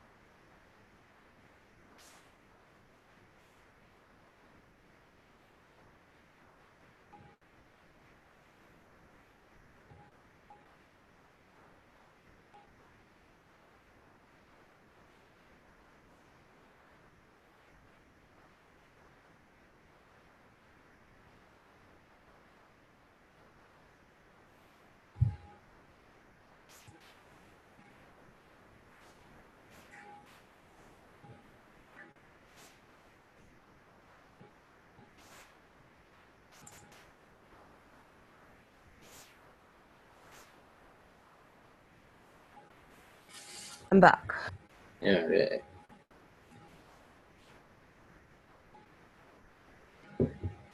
You should really appreciate the moment that will come up, Micah. I'm sure you will enjoy it. I have a plan. Don't threaten me.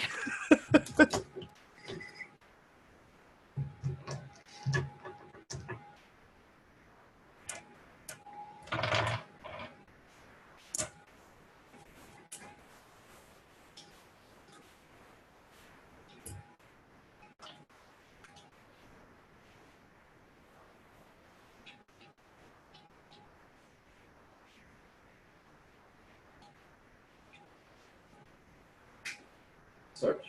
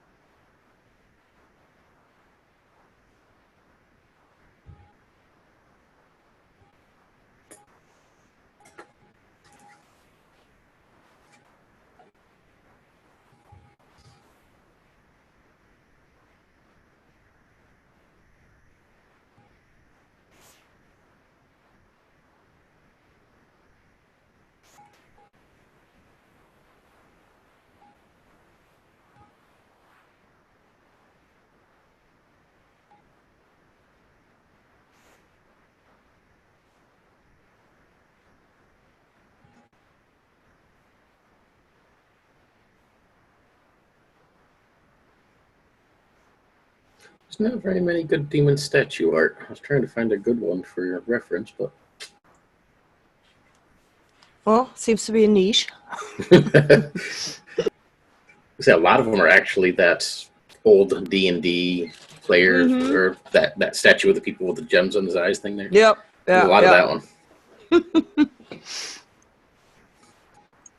Don't they have one in the book? Not of this one, no. Huh. Oddly enough. Actually, they have an image of a different thing, but you haven't come across it, so I didn't use it.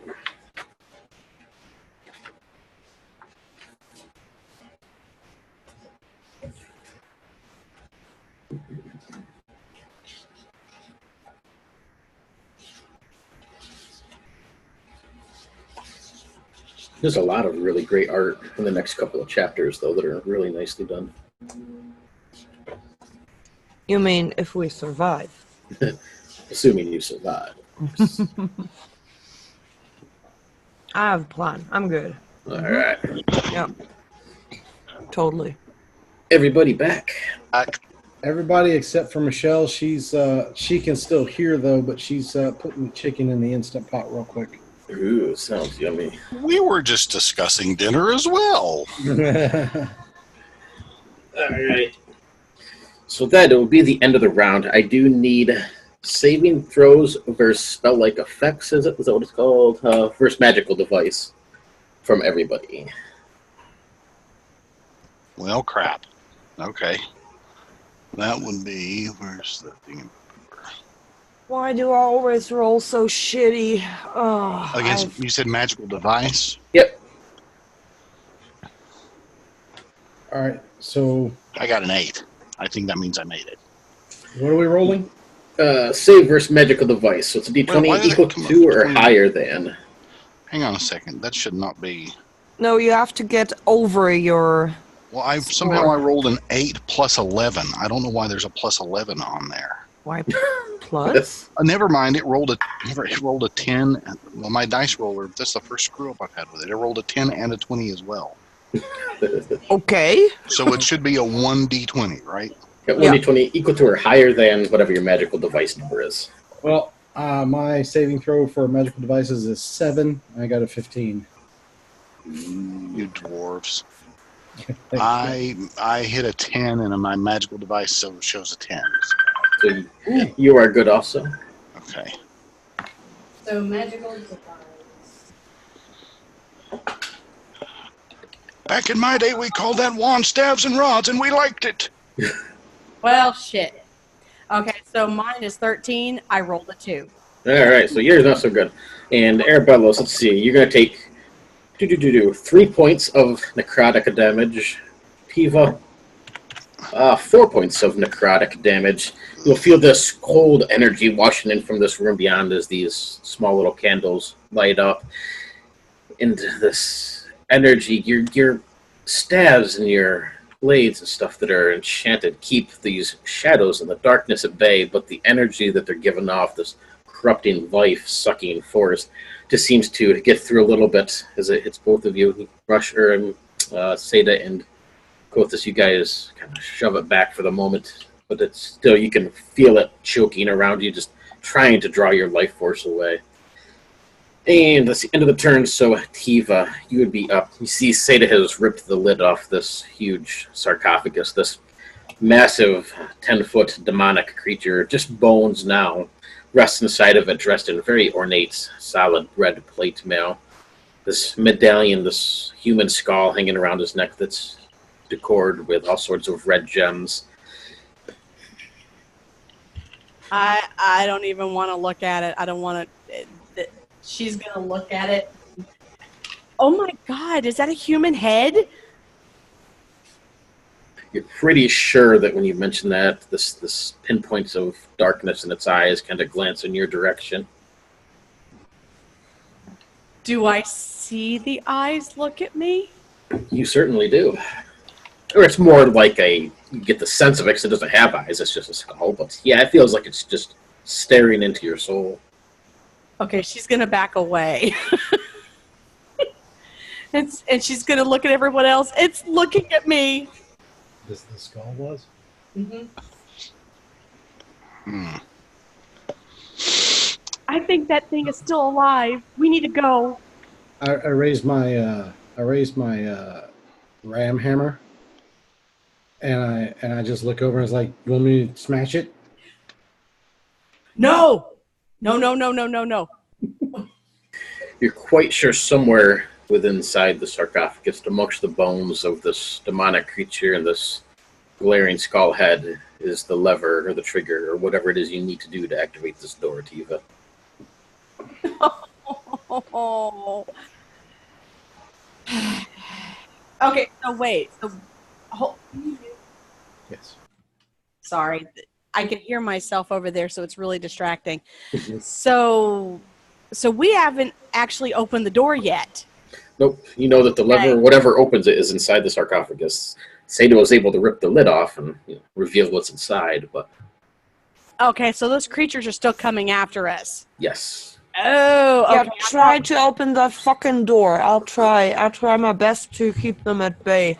Okay, so she, against her better judgment, she's going, because she knows we're in peril, she's going to try to see if she can find the lever to open the door. Pull yourself up on this huge sarcophagus and start looking around. Give me a search check. And I made it. All right. Poke around. You can see, looks like there's several small buttons, levers, or switches beneath the bones of this creature. You kind of push a few out of the way. There's 3 different levers. All of them are currently up. Oh, God. Yeah, good luck. So, do they all look the same? Yep. They're identical. Just like a typical, they basically look like a light switch. So it goes up and down, but there's 3 of them. Yeah, currently, they're all up. Okay, but is there any kind of indication? I mean, are they all like exactly identical, or is there any kind of runes or anything on there that might indicate that each one might control something different? No, nope, they all look exactly identical. Ah, hell. Okay, eeny, meeny, miny, mo. So, oh my gosh. Okay, so I'm going to look around the room. Is there any other doors aside from the one that has the 2 axes in front of it and the one that we're currently looking at? Is there any other doors that I see in the room? There is not. There's nothing. Only other thing in the room is a small urn in the corner, which is actually shattered and broken. You can see dust covers around it, like maybe somebody was cremated or something in it, but there's nothing there. Okay. Yeah.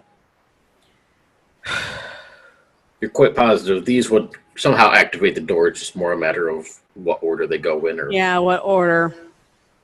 Okay, so trying to think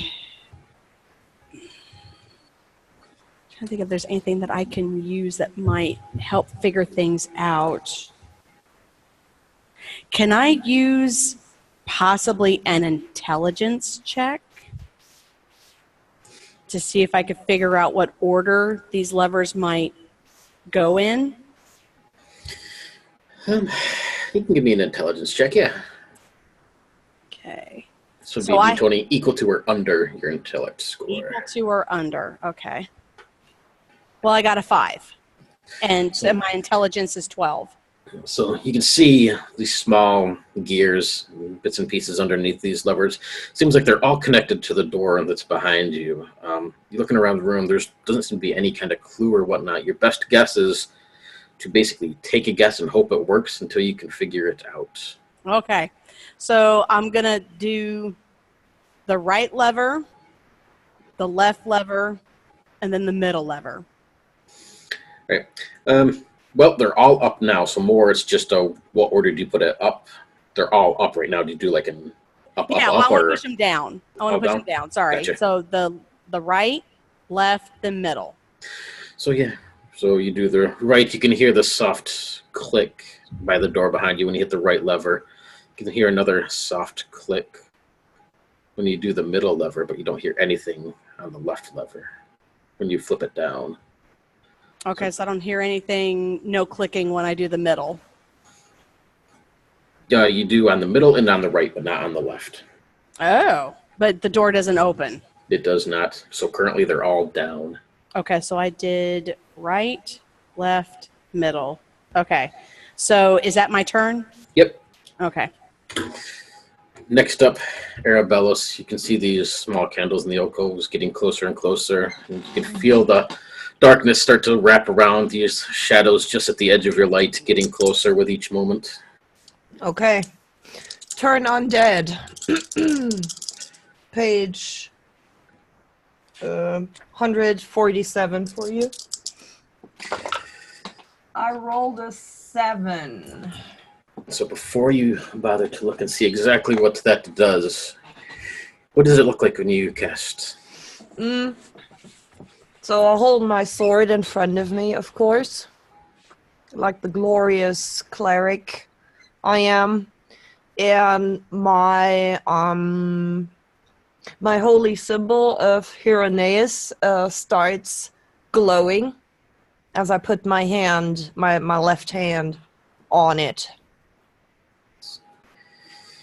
These things will shy back a little bit, but you notice as soon as you use this ability and stuff, it seems like all energy is almost sucked out of you and just fizzles. It doesn't seem that connection to Hieronius, that connection that you would have just doesn't seem to be there. The evil, the corruption of this place, a little too strong. Mm-hmm. And yeah, you can see maybe even this mocking laughter that seems to echo in the back of your head, and these things continue to crawl forward completely unaffected by your turn undead.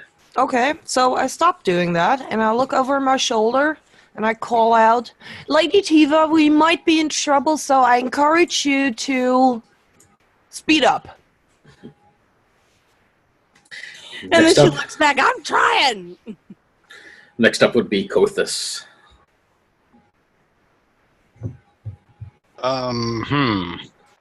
Okay, so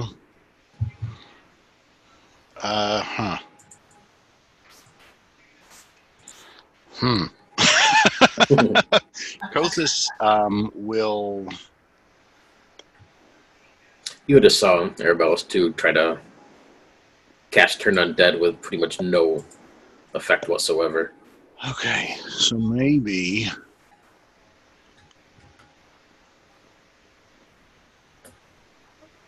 Oh, this isn't. Oh, wait. Let me look real quick. Sorry, I may. Is that the right one? That is the right one. Okay.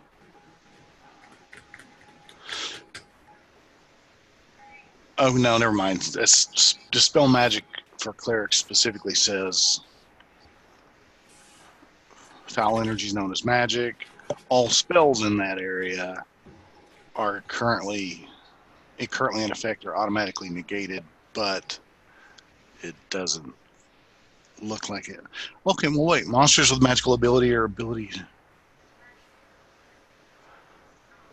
Oh. Okay, but that would so monsters with magical ability or ability to create magical effects lose the ability to use these powers for 2d6 turns if they are within that area of effect. But if I cast the spell and then they move into that area, they're unaffected.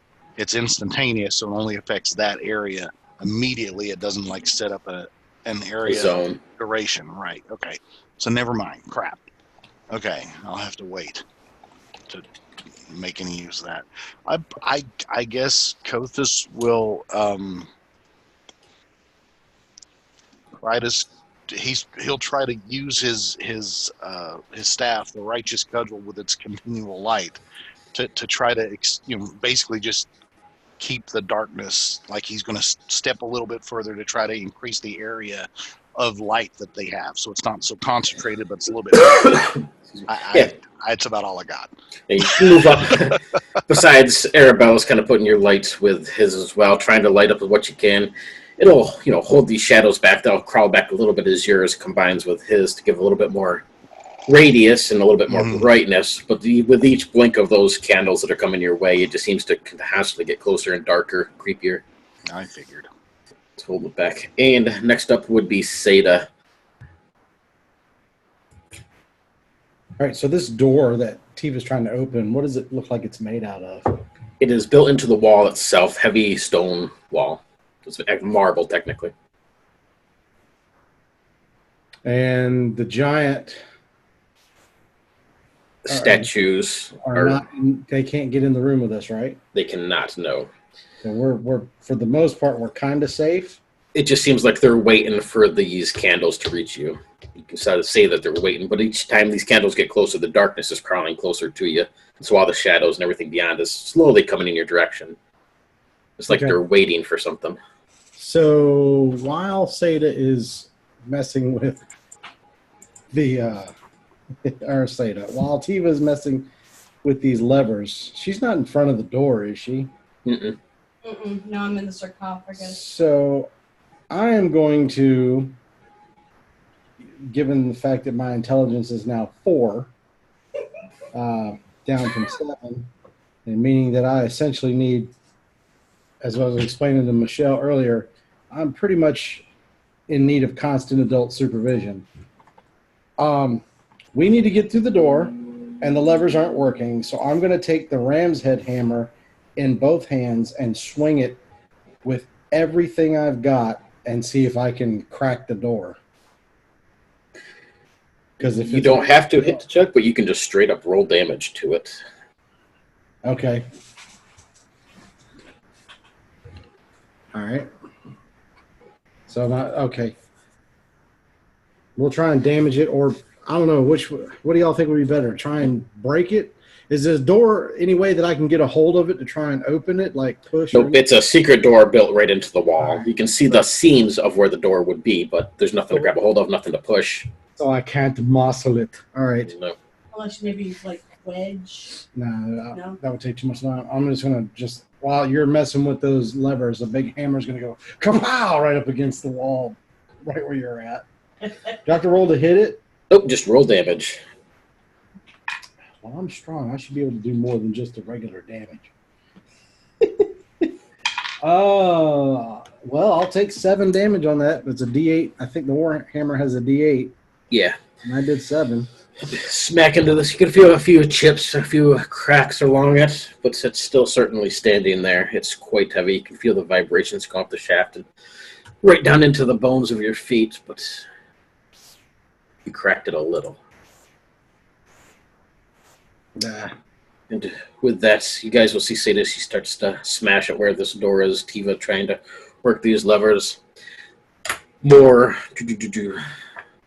Let's see, it's going to be 8 more candles. We'll begin lighting around the corners. They'll finally reach the corner of the room and start coming along the wall where you're at towards you. I need saves versus magic device from everybody. Actually, Lamentations doesn't have a setup for this, so we're going to call it disadvantage. But Tiva, since you're in the thing with that, you have to roll twice and take the worst number. Ah, hell. Well, there's that. I didn't make it. Again. Save versus magical thingies. That's everybody? Yep. I got a 14. Oh, I am a lucky little gnome. Or halfling. Or halfling, sorry. So Arabella's 5 points of necrotic damage. Kothis, you are safe. Seda? Hold on. What? Magical device again? Yep. Take the lowest? Yep. Oh shit. I am not a lucky little dwarf. I failed with both rolls. Well, you only had... Oh, okay. Never mind. My bad. Good. So 3 points of damage for Seda and Tiva.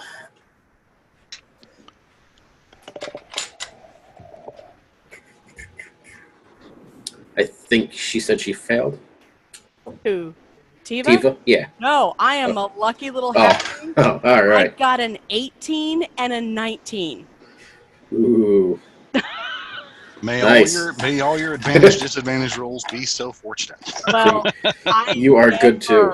Ever make my saves. Ever. So you'll see more and more candles as they light towards all of you. It's the end of the round, so Tiva, you're up first. Currently, all switches are down. And all you have to tell me is which ones are up and which ones are down. You don't have to do them in a certain order. I have to do them in a certain order? You do not. I do not. Okay. It just matters which ones are up and which ones are down. Okay, so my last one, I did the right lever, the left lever, and the middle lever. Yep. So this one, I'm going to do the middle lever. Well, hold on. You don't have to do the levers themselves in any certain order. All I need to know is which ones are up and which ones are down. Not what order. Oh, well, they're all... They're all down right now, yes. Okay, well, don't I need to put them back up and then put them down? Or I just need to raise them up? You can do either way you want. Oh, the only thing that matters on my end is which position they're in. Oh, you mean they can be in different positions? Ah, shit. All right, so I'm going to... Okay, so the left one was the only one that didn't click, right? Correct. Okay, so this one I'm going to... So, I'll say they're all down. So I'm going to take the left lever and pull the left lever up then. Okay. And then the other two you're leaving down? Yeah, I'm leaving down for now. All right. With that, you'll hear a soft click. All three levers will start to sink into the sarcophagus itself. You can see these bones that are around you of this creature that seems like they move very slightly. Oh, shit. Vibrate a little bit. You can see several knuckle bones start snapping together. These reddish-colored veins start to run across them. A leg bone snaps into place. Where you're at, Seda, the whole door that you're pounding on gives a little bit of a shake, and it begins to lower slowly down into the floor. So, Tiva, this is all up to you, but I need you to give me a 1d8 roll. As she's rolling, as the door starts to slide down, Seda points at it and looks back at the group and goes, "Ha!" Totally, she hit it with the hammer, and that's why it's falling down on the floor. All right, I got an 8 on my 1d8 roll. Oh, nice. So, yes, you can see this door slowly starts to come down, but as it continues to go. By the end of the round, it will reach the floor to the room beyond. But first, Arabellos, you are up. Okay, so hold on a second before Arabellos goes. So this thing in the sarcophagus is basically coming back to life, right? Looks like it's being animated, correct. Okay, so she's going to see this, and then she's going to look at Seda. Put the lid down! Put the lid down! Okay. It's my turn. Nice. And yes, Arabellos, you are up. You can see the doorway start to lower into the floor. This darkness beyond just gets closer. These things are about 10 feet away from you, all gathering around the, just at the edge of your light. Yeah, I guess it's time to leave anyway, so, because it's not Seda's turn yet, and I certainly won't run off first through the door. I will try to move the sarcophagus closed again, although I probably won't succeed. I'm going to assume, Tiva, you jumped out. Yes. Yes! Okay, so +4 you said. Yes, +4. Oh. A nat 20, but that doesn't matter, right? For No, skills. because you want to be equal to or lower than your strength. Yeah, so no. This is a I heavy fall lid. into the sarcophagus. That's basically a crit failure. As you try to lift this huge lid and slide it back into place, your manly muscles bulging. You look very sexy doing it, but you don't do anything. Of course, yeah. You just look good. All right. In that case, Kothis, you are up. As Arabellos moves back and tries to do this, you can see your light source dim down as he steps back, so these things move in just about 5 feet beyond. These raking claws, elves, they're all shadows, but they look almost like corrupted souls or something. They very shadow, very dark, wispy. You can see that warrior is among them, as well as just tons of other people. And when the levers sank and the bones shook, the door or the wall that Seda had been beating on didn't do anything? Yes, it is lowering slowly, but it's lowering down into the floor. Okay.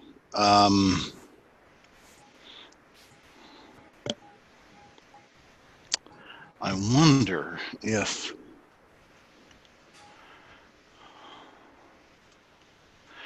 Okay, so why don't I'll try to do this. Anybody can try to put the sarcophagus lid back on, right? Mm-hmm. Mm-hmm. Oh, God. Okay, well, I'm going to try with my strength of 8. And I'm going to pray to the Fondongle. You got a +4, so basically you need a 4 less. Okay, let's... This is ridiculous. Okay, so...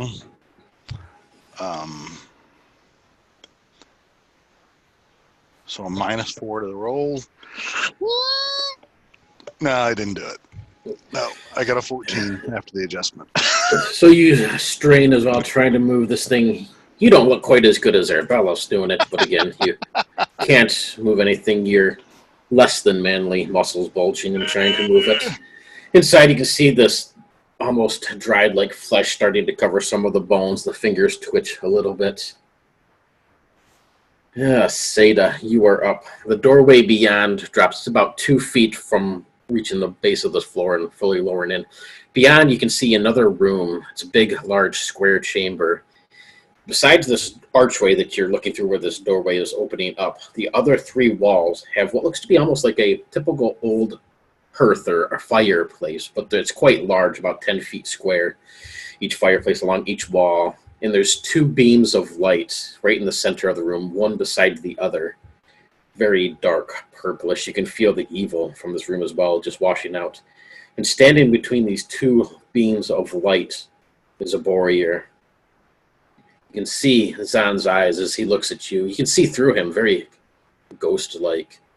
His body looks old and frail, his fur grayed. You can see his satchels hanging off the side, pamphlets around him as he just stares back at you, Seda. You can hear everybody else is behind you as well and doing what they're doing. What do you do? This is a horrible position for me to be in because I know what Seda would do with her intelligence. Which would be shout, Zan! And then go running into the room. Because that's what someone who's essentially a retard would do. I know, that's a bad word to use. I apologize. Very, very mentally... Handicapped, yes. So yeah, that's probably what's going to happen. When I see Zan, and it really does look like Zan. Yeah, you can see that it's apparitional, so you can see through a sort of ghost-like, but it is Zan. Yes. Okay, so it doesn't look like like a live living Zan. Nope, and it looks like he's older as well. Like a lot of time has passed. His fur is gray and stuff, but you definitely recognize him. Okay, so I would, I would turn back to the group and I go, guys, it's Zan. And then I would take off down the hall and toward the room. You guys will see Seda then as she leaps over this door that's lowering down into the floor and takes off into this room beyond. It is 30 feet by 30 feet, just a typical square room. Besides the one you came through that doorway, the other 3 walls just have a large fireplace in place of them. And then these 2 beams of light on either side of Zahn. And you guys will see Seda, she runs into this room and runs towards them. And that is the end of the turn. Seda, you do not need to make a saving throw because you are not in that room. But Tiva, Herabelos, and Kothis, you guys need saving throws versus magic device as these candles. Let's see if they... Yeah, every single one of the candles comes up. Just as they do so, you guys will see your light sources just go completely out. Oh. Well, that's no fun.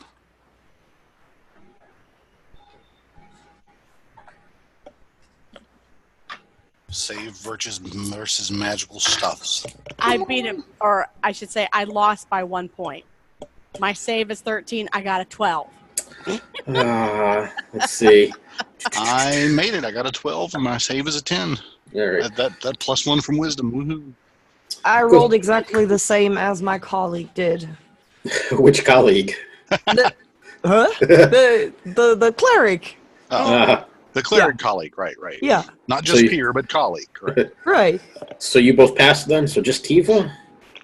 You got a 3 points of necrotic damage, Tiva. Wait, did you say how many? 3. Oh, okay. I thought you said 30. I'm like, oh my God, what? Nope, just 3. You guys will see your light sources go out. Behind you, you can see the purplish glow from the room beyond. Seda take off running into this room. These beams of light that come down seem to light the entire room in a soft, bluish purple glow. It would be pretty if you didn't feel the evil and the demonic side to it. As your light sources go out, though, you can feel this cold rush, and you can just hear the screams, the moans, and the groans of all these shadow-like creatures come rushing forward towards you all. It's the end of the turn, so Tiva, you are up first. You can see your blade go out of light. You can hear these things coming from one side and Seda run into the room on the other towards ghost-like Zahn. Okay, so she's going to scream at Seda to come back. That's not Zahn! Come back! Come back! I'm following Seda. How long does it take me before I get into this room? It's just topping over the door and running in, so you'd be like your movement into the room by now. So, is it my turn? Nope, Tiva's up still, technically. I don't know if she's moving or if you're just calling for Zahn or for Seda to come back. Well, so she's going to yell for Seda to come. Well, I don't know, actually. Is out of character, is it a safer area to go into that other room? That is a good question. You can go visit Zahn or hang out with the shadows that are pouring into the room. Actually, maybe going to Zahn might be a better option because I don't know if I want to fight these shadows. I don't know that there is fighting these shadows. Yeah, I don't think we can because we've tried to fight them before and yeah, we did not survive. So, okay, so back in character. So Tiva thinking that might be a better option than having Seda come to us, she's going to go to her. So Tiva's going to start running after Seda. Yeah, right. So you'll see Tiva, she leaps out of the way of the sarcophagus, which is still open, by the way, and takes off into the room behind Seda, running towards, presumably, Zahn. In that case, Arabellis, you are up. You can feel these things reaching out towards you, their claws across your flesh. They're not attacking, per se, but they're definitely flooding into this room to come at you. Oh, shit. Do I have time to give the sarcophagus another shove and then move? Yep, you can do that. Okay.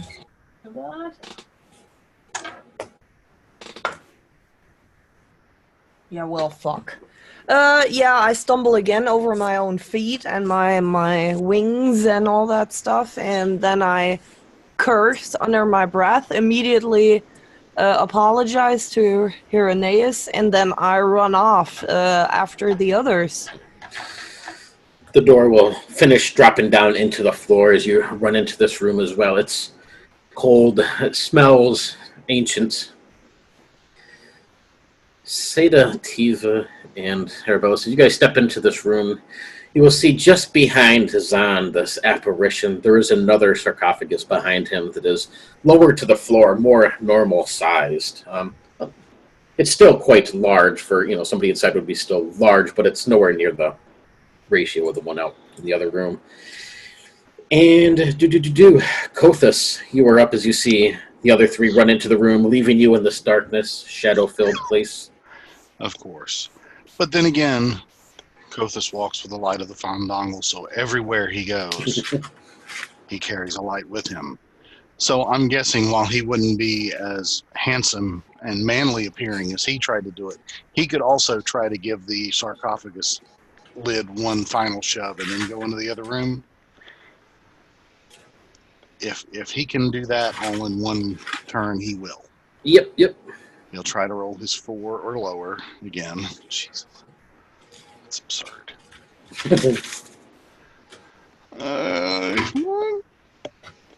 Holy shit, I got a 3!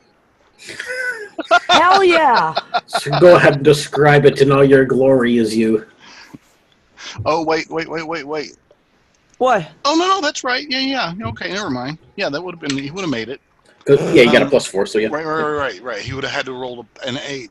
But if he got an 8, it would have been... That would have turned over. Okay. So he grunts with all his might, his eyes bulging out of his head. It seems like every fiber of his being is straining. And you're not sure, but you may have heard some sort of gastrointestinal noise. But we're not sure. He manages to shove the lid back onto the sarcophagus, and then he basically stumbles into the room and falls flat on his face. Yes, you can hear this crunching as this lid comes down on one of the hands as it comes up to get ready to pull itself, a couple bones snapping off. When this lid falls back into place, you see this bright reddish glow around the lid of it. Seems to zip around the outside of it for a moment. You can hear the inside, the scraping, the pounding, the pushing, is whatever's inside this animated thing is trying to get out, but it does not budge for the time being. You guys will see Kothis as he stumbles into this room and falls forward. In front of you, Arabella, you wouldn't recognize Zahn, but the rest of you do. This warrior, but he looks old. Much, much older than you remember. His face is weathered. His fur is grayed, sort of shaggy. You can see he's lost quite a bit of weight, no longer muscular like he once was. He still is dressed the same, his typical satchels on the side, his armor. You even see his iconic warhammer, even though you have the real one, Seda. He still holds this apparitional-looking one. Alongside, on either side of him, there's these blue beams of light that come from a hole in the ceiling down through the floor. You can feel the dark, the negative energy from these things that are coming, these beams of light, as you all stand there. Zahn does not move or do anything. What do you do? Behind you in that back room, you can see all the shadows are in that room, but they do not come into this room. They're all just flittering right at the edge of the doorway. Can we see the golems that had started animating? Are they still... Yep, they're in the room beyond because they can't fit through the doorway. And they're just standing there still? Yes. Okay.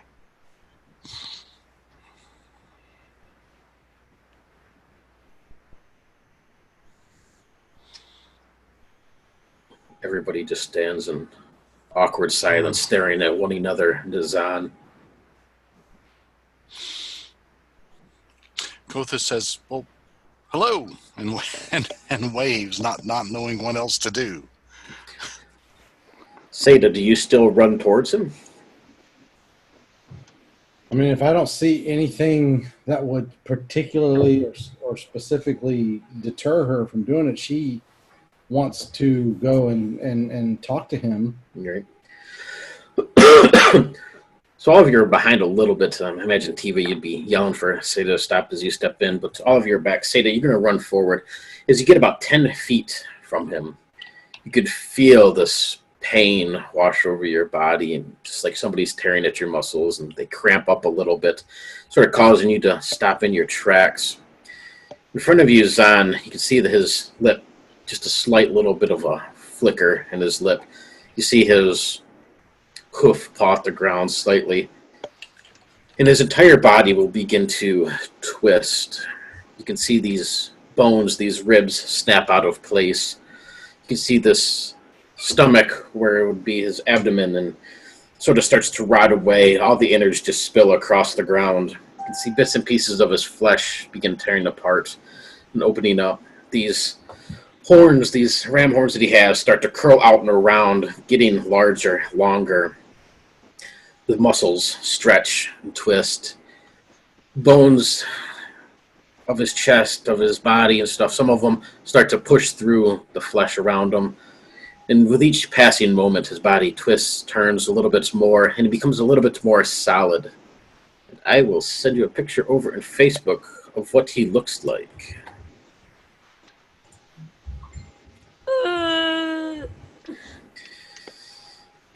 Morgan, you're very cruel.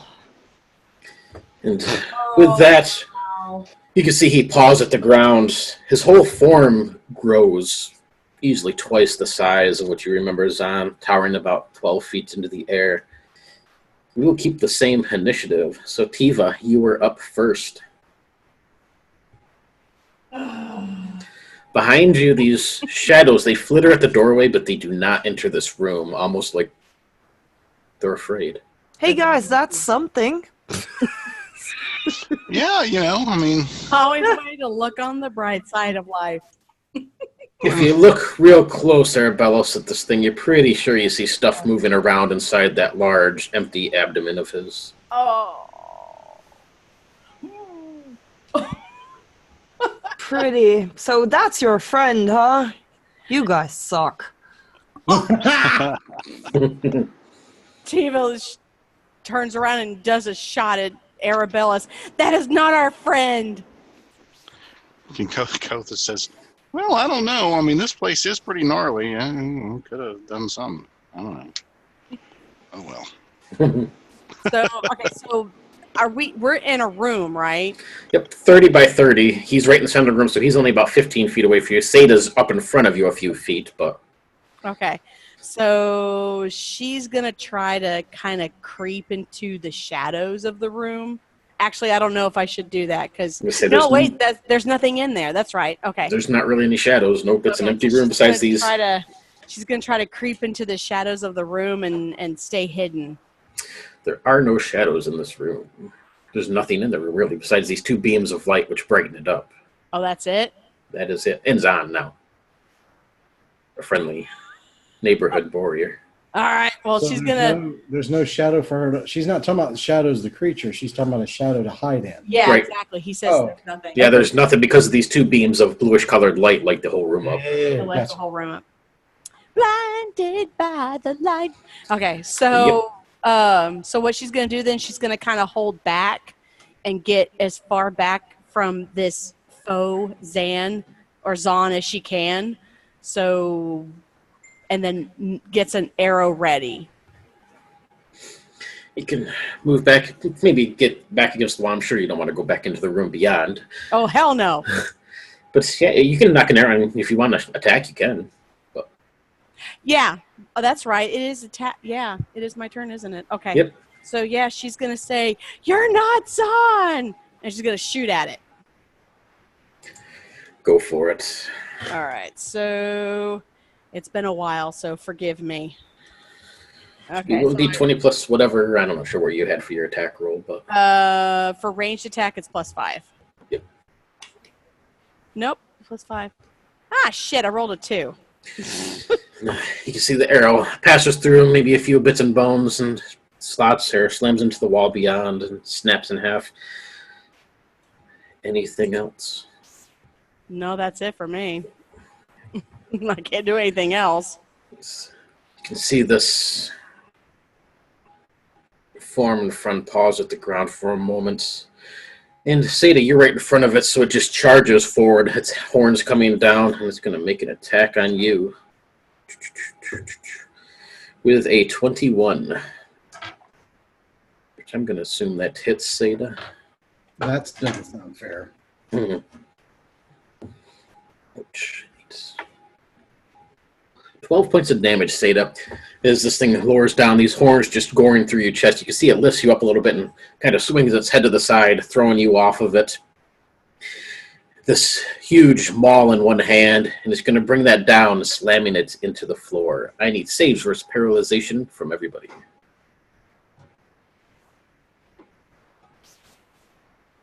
You said 12 points of damage? Yes. And then saves versus paralyzation from everybody. I didn't make it. If you fail, you are knocked prone on the ground, so you have to take a move action to restand. I did not make it, so I am prone as well. Of course, maybe I was already prone since I fell flat on my face. But I probably stood up and now I fell down again. So there's that. I made it. So you are good. And let's see who'd be up next. Arabella, you are up next. This thing would be right in front of you. Fuck. Since Seda was just in front of you, so. Yep. She's still there, right? Seda. Just thrown to the side a little bit, but basically, yeah. Okay, so I roll up a little bit into Seda's direction as a move action, if possible. Touch her. Be the lady of Hieronymus. And with that, he casts Heroism on Seda. You need to be our fight machine here, Seda, sorry. This gives you 1d4 levels of worth of hit points. So 3 levels worth of hit points. And your savings throws are 3 levels higher. And okay, that's it. Oh, and the attack bonus as if you were 3 levels higher. Shit, I gotta get my book now. Hold on. Yeah, use it. And that's for 7 rounds.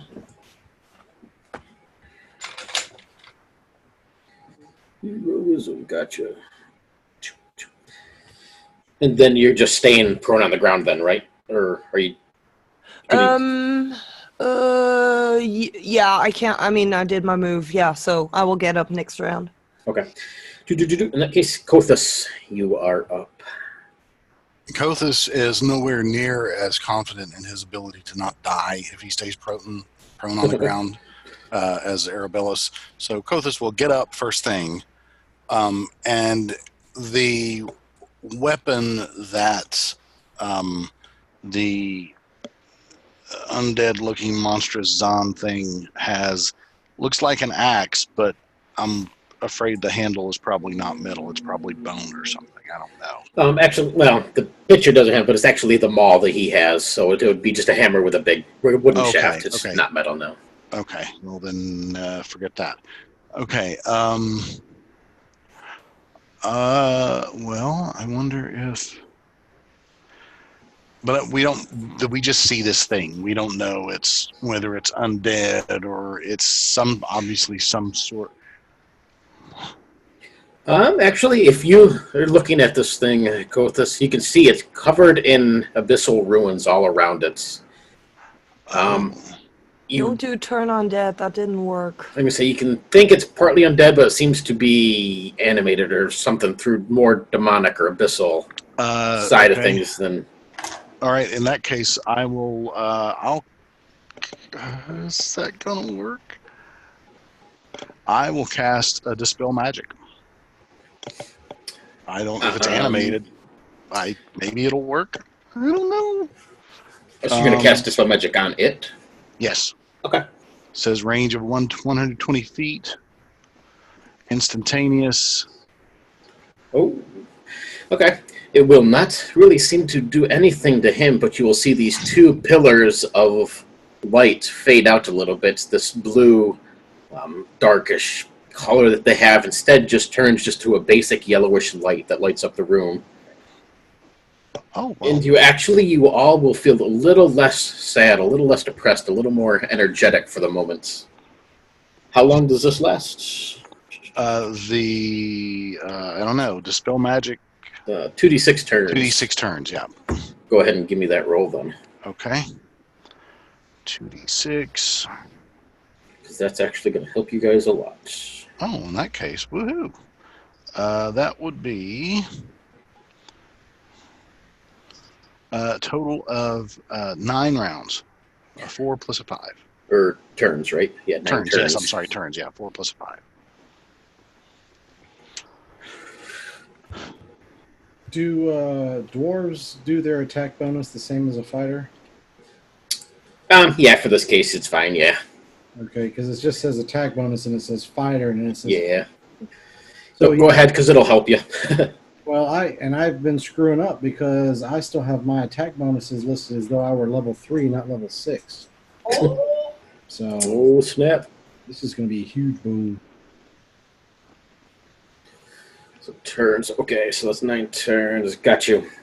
Anything else on your turn, Kothis? Or would that be it? No, I cast a spell magic, and now I'm trying to assume some sort of defensive position with the Righteous Cudgel, and it's really not that impressive a scene. All right, in that case, Seda, you are up as this thing is standing in front of you. You can see it starts to rear back on its hind legs. Looks like it's going to bring its hooves crashing down on Erroneous since he's laying on the ground in front of it. And you're muted, Seda. Just hold on 1 second.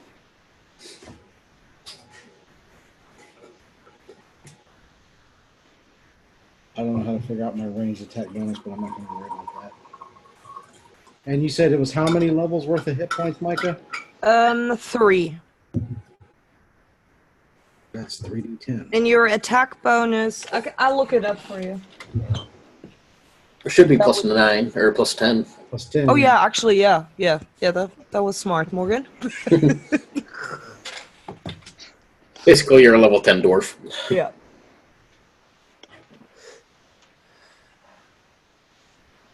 And when you take damage, take it off those temporary HP first, not your base ones.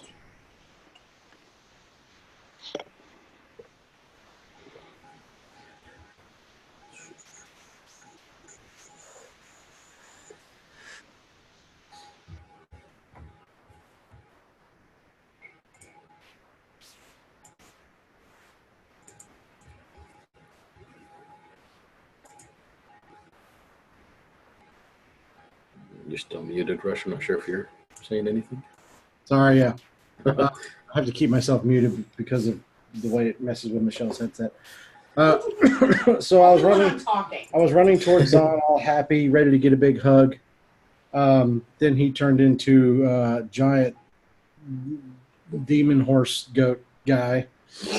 So as I'm running with Zon's old hammer in my hand, I just happened to reach out, grab my dwarvish targe, and I'm just going to just careen right into him and swing. Probably with tears in my eyes because now I'm all upset. Go for it. So that would be...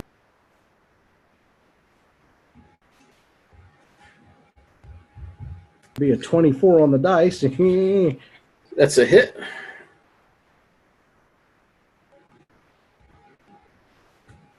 For 6 points of damage. Nice.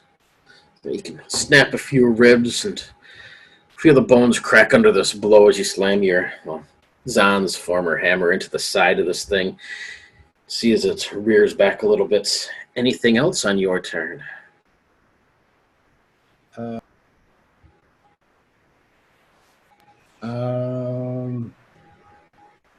I only get one. Do I get more than one attack by chance? I don't think so. That's a fighter thing that actually do, but I don't believe dwarves do. Okay. In that case, I'm going to say there's really not anything I can do. Yes. So that would be the end of the turn. So here wisdom is for 6 rounds. That is down to 8 turns. You can see this huge creature rear up a little bit. And as it comes smashing down, its hooves are going to catch you maybe erroneous.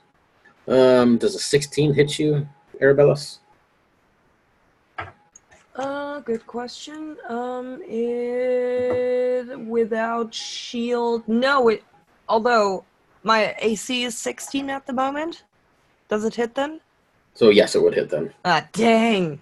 Ugh. So 7 points of damage as the hooves come down, just smashing into your back. You can feel it puncture through, maybe hit a few ribs and lung a little bit. And when it comes smashing down, you're going to see this body flop out of this huge gaping maw that's in its abdomen. What? Actually, 2 bodies come flopping out and smack onto the floor. They look like humans, but they're just covered in ichor and slime, blood and pus. And they lift their heads up. They're completely hairless and naked. You can see these fanged teeth as they start to scurry across the floor quickly. I'm going to say randomly. Let's see. One's coming at you, Kothis. And one's Morgan damage? Before you forget? 7. 7. Okay. Both of them come at you, Kothis, and leap forward. Their claws, these black, rotting fingernails coming in. They do 2 points of damage to you, Kothis. Of course they do. As they start to scurry around trying to grab at you, you can see their teeth trying to shoot you. You would recognize these things as ghouls. Shit. And that is the end of the round fully. So up first is Tiva. You are up.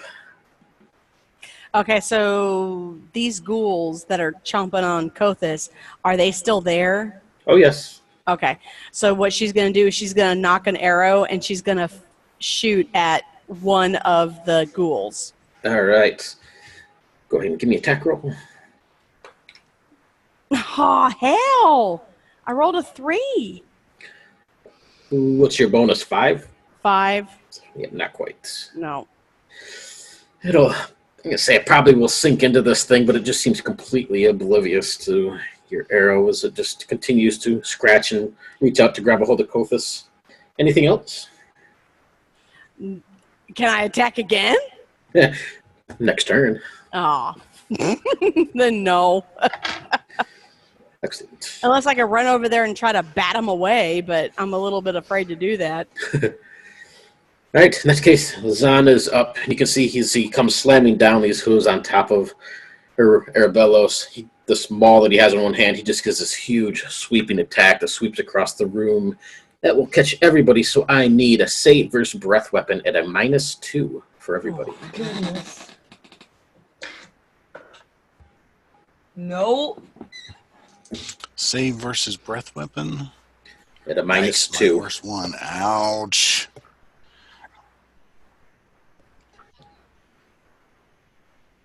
I have to roll over. So 2 things. Right, 1, somehow.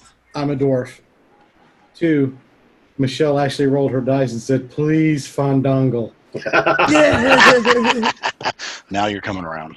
Well, you know what though, Fandangle, he forsaked me because I got 3.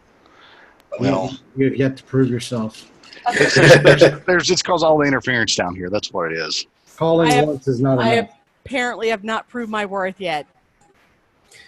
On a failure, for those that fails, it's 9 points of damage as you're smashed by this Yikes. happy Oh, -3. sweeping hammer that comes around. And is that all he's going to do? Yeah, that's all he's going to do right now. Arabellos, you are up. No, I'm down. Arabellos is down. Kothis, then, you are up. See Arabellos just bleeding out on the ground as he is swatted by this hammer across the floor and smashes into the side of the wall. Okay. 2 ghouls are on you currently. Yeah. I'm going to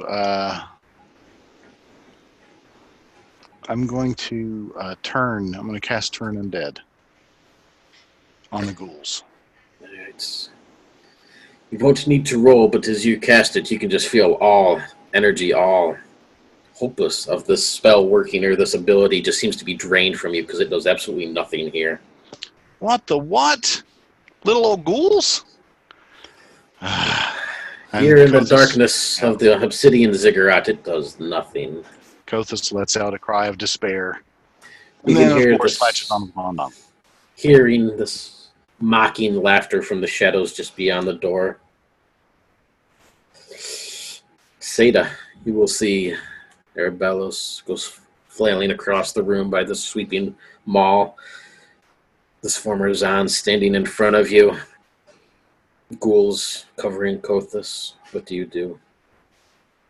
I'm going to swing my hammer at the legs of this thing, because if he's standing like as tall as you're saying, his legs should be almost as tall as I am. Mm-hmm.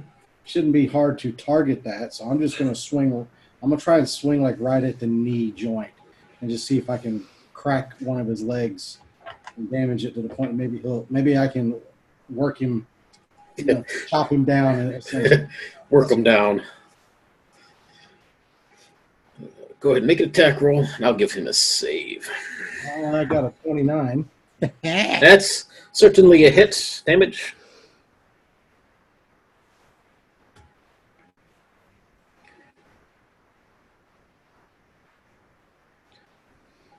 And I've got some warm dice right now. I got an 8. Nice. Gotcha. Yeah, as your maul comes slamming into this, you can feel the buckle or the knee buckle. You can see a few bones as they splinter. But he made his save with a nat 1 as he still stands in front of you. Anything else on your turn? The only thing I can do is just sit there and go, Zan, why? And that would repeat the ghouls up, so 2 points of damage, Kothis, as these things rake at you. That is the end of that round. Let's see, 1, 2, 3 turns. So we still got that going, and all right. Beginning of the round, you're going to see one more of these ghouls just flop from the abdomen of this creature right in front of you, Seda. It'll look around, scurry, and then quickly go for Kothis again as a third one comes at you, Kothis. And that would be that. So, Tiva, you are up.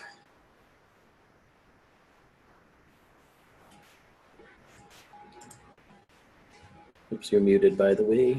No, she had to step away for just a second. That's okay. I can swing over to Arabelos real quick if you want to give me a 1d20 or 1d1 or 1d20 roll to see what happens to you. 5. Oh, I have to actually look that up and open that. I didn't expect anybody to go down. Apparently, I didn't even open up my thing. Oh, let's see, a 5. Let's see. I know it's here somewhere. There we go.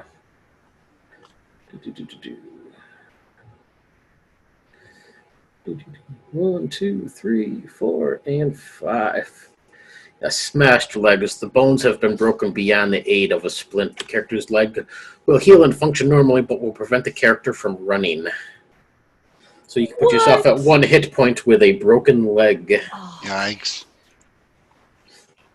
And movement would be halved. Did it say forever or just nope, you just need a healing? full. You just need to have time to let it heal. Okay. Good. So not too bad. And is Tiva back? I can just do my turn. Okay, yeah, that's cool. And then, that's fine. Okay. So I don't even get up. I'll roll away. And I will cast, as soon as I get my mental capacity back at that moment, realizing that I was very close to Hyranaeus for a moment, I cast clear light wounds. Yeah. Cure light wounds on myself in gratitude, which will give me back 11 points. Ooh, nice. Yeah. 12. Okay. And I am back, by the way. Right. So, all right. Anything else then, Arabellus? No. All right. In that case, Tiva, you would be up. You see Arabellus open his eyes in the corner and cast healing on himself. Kothis is covered in 3 ghouls now. This Oh, God. huge thing leering over top of Seda. You're off to the side a little bit. What do you do? Okay, so I'm going to try to kill or attack one of the ghouls that's on Kothis. Make that attack roll. Oh, great Fandangle, please. Guide my arrow. See? Feels Maybe- good, doesn't it? I'm Maybe telling you right should now, pray to Hyranaeus. if Oh, gosh. if this works, she will be a convert. There we go. Well, let's see. Okay, so I rolled 11, and I got a +5 attack bonus, so that's 16. So that is a hit. And these are nothing but minions, so you can describe how you kill one of them. Oh, well, you now have a convert. And she says, oh, great Fandangle, thank you. See? We folk, not we folk, doesn't matter. Fandangle welcomes everyone. So basically what she's going to do is she's going to knock her arrow, and it's going to fly, and in slow motion it's going to sear to this ghoul and split its head open. Nice.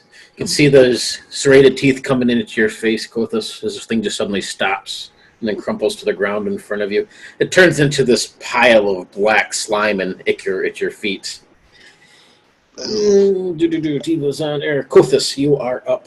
2 of these are still on you. Okay, I'm going to turn to one of them and use the Righteous Cudgel and just try to bash its head in.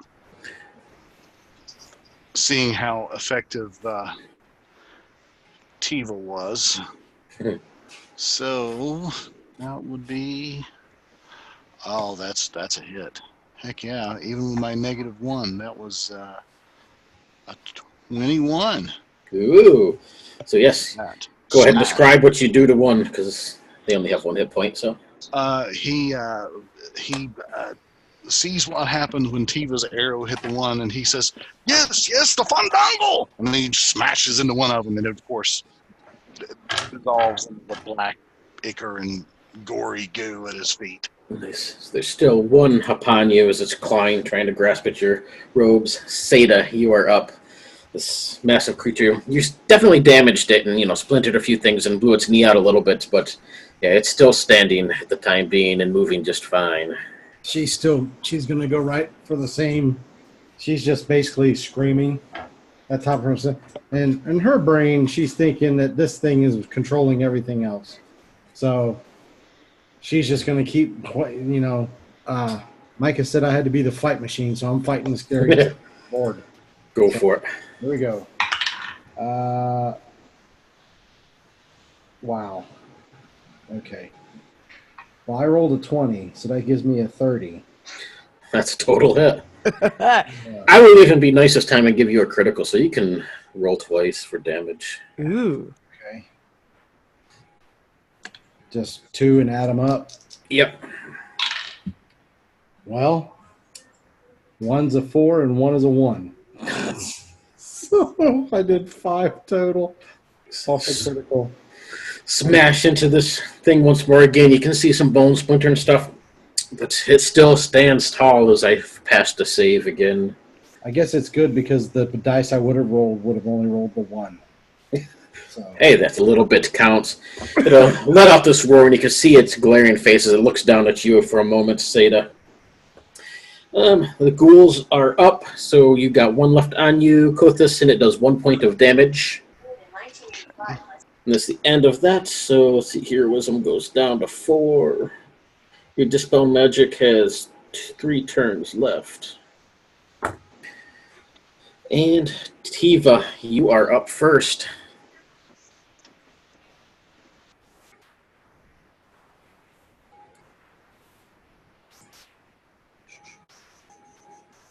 And you're muted.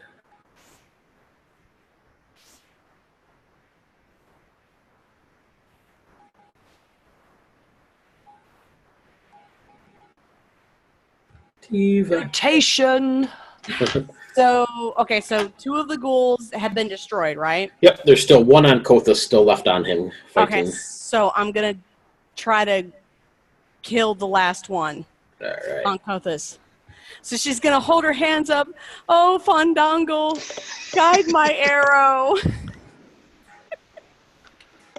Ah, shit, I got 3. Forsaken me. The arrow flash will just, trimming the back of Kothas' hair a little bit and smashes into the wall behind him. In front of Zahn, you see 2 more ghouls belch forth. Oh my god. And again, they just run straight for Kothas across the floor like feral creatures. Why do you like me so much? Because you're handsome. That's it. Is there anything so there's nothing in this room other than us, like nothing on the ground that's anything that's There is 3 fireplaces, one along each wall, the western, northern, and eastern wall. These 2 beams of light, which are slowly turning back to a blue color, but they're still sort of a yellowish at the moment, coming down in the middle of the room, and you guys, this thing. Okay, so the fireplaces that are there, do they happen to have a gate in front of each one of them? Nope. Nope. Okay, crap. Because I was going to say maybe I could go grab one of the gates and just, like, try to put them in front of Kothas to keep the little bastards at bay. Nope, they're just regular open hearthstones, basically. Okay. With that, you see 2 more belch forth, and you see this greenish light start to form in the abdomen of this creature. It gets a little bit larger and larger, and then explodes. I need a save or spell from everybody.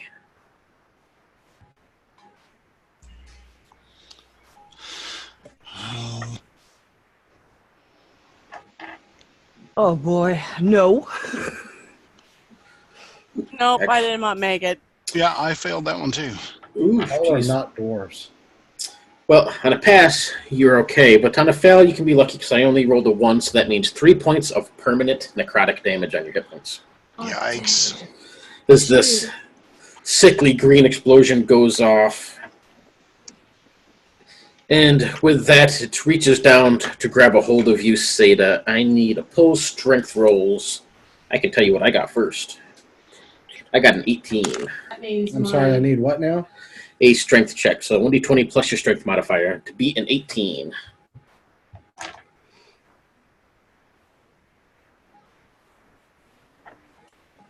Would you believe I missed it by 1?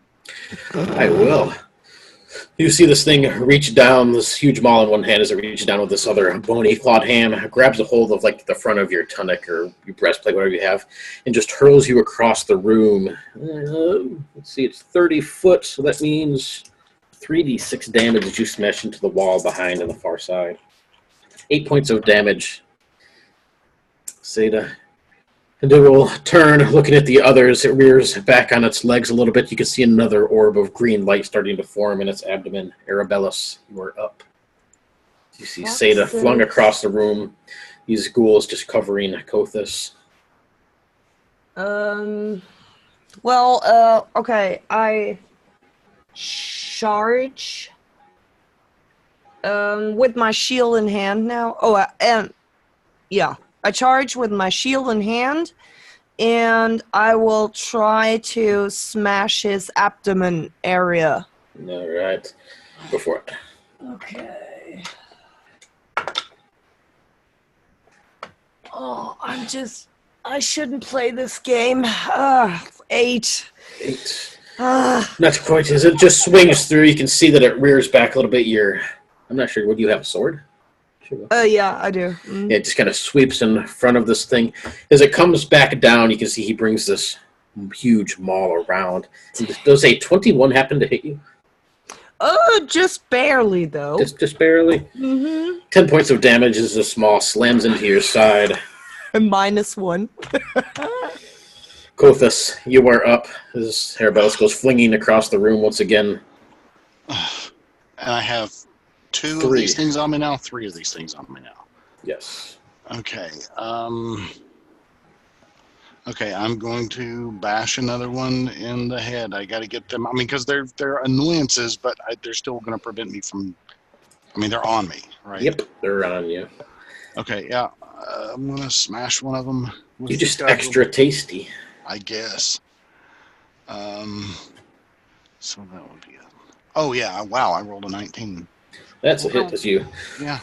cave the skull in of another one and just splatters to the floor, again, just covering it in this black ichor and goo. 2 more remain on you. Seda, you can feel yourself just get flung across the room, smashing into the wall behind this thing as it comes crashing down. Once again, this hammer smashing into Arabella's, sending him to the floor.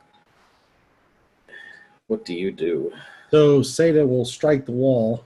Do I end up landing prone, or can I land on my feet? No, you would kind of land on your feet. I mean, you'd or get up, but you're not prone. All right, so if I strike the wall and be like, boom, and I immediately just push off the wall and charge right back at him again. How far away is he? 20 feet. So I should be able to cover that distance. Oh, yeah, definitely. Oh, yeah. So he flings me out. All you're going to see is this dwarf go boom into the wall and kind of go, ugh, and then hit the ground and immediately just haul ass right back and swing at him again. Sweet. Go for it. I got a 27 this time. That is a hit. Damage. Can you Listen. kill him maybe now? That would be nice. A 6. Got it. Really wish strength played into the damage. Yeah. You continue to pick away this maw, just smacking into the flanks of this creature as it kind of skids to the side. You can see it stumbles a little bit. This had these massive horns turning to look at you. Say the ghouls are up. There's 2 on you, Kothis, so 2 points of damage as they just continue to claw and rake and bite at you. And that is the end of the round, so you get 1 turn left on your Dispel Magic and 3 rounds left on Heroism. We gotta make something happen here. I don't want to know what happens when the Dispel Magic passes. And Tiva, you are up first then. 3 ghouls on him. Arabellos laying at your feet once more. Seda continuing to smash away at this thing. If you look over your shoulder, you can see these beams of light starting to get darker and darker, almost like a black light sort of color. And with that, these shadows on the other side of the door slowly start trying to creep in a little bit at a time. Okay, so she's going to actually attack. She's going to give up on the ghouls because there are too many that keep burping out. So she's going to actually attack the Zon creature that keeps burping them. Okay, so I got a 12 plus a 5, so 17. That's a hit. Yay! Okay, that being said, so haven't done any damage yet on my crossbow. It's a D6 damage. I don't think I've got a bonus to damage. I don't think so. No, you shouldn't. Just straight up D6. Okay, straight up D6. Where's my D6? Where the hell? Oh, there's one. I got 5. Got it. This arrow will thunk into the side of it. It'll glance down a little bit, just sort of smacking it off with one of its elbows as it comes around, ripping this arrow out of its chest area. The rest of it's still buried inside. Tiva. And Zahn is up. So he just going to swing his hammer. Actually, since he's sort of in the back side of this thing, smashing into it, Seda, you can see his front haunches lowered down a little bit, and these 2 back legs kick out towards you. 17 hit you. I'm sorry, hit who? You. No, because wait a minute. Hold on. So my armor class with my shield is a 17. Does that mean he hits? That means he hits for 12 points of damage. And I need a save versus paralyzation for you not to go prone. The save is good, but the damage hurt. All right. So you can just see these 2 legs kick out, just hitting you square in the chest. Once again, throwing you back a few feet. Able to land on your legs and, knees underneath you or whatever, so you can come right back in, but it hurts. And let's see if Nope. All right. Again, you can see 6 ghouls this time just spill forth from the abdomen of this thing. A little bit smaller than the others, but they quickly scrabble. All 6 coming right towards you, Kothis. Of course they did. That puts 8 on you at the moment. Arabellus, I need a 1d20 roll. Yep, I already rolled 14. Let's see. 1, 2, 3.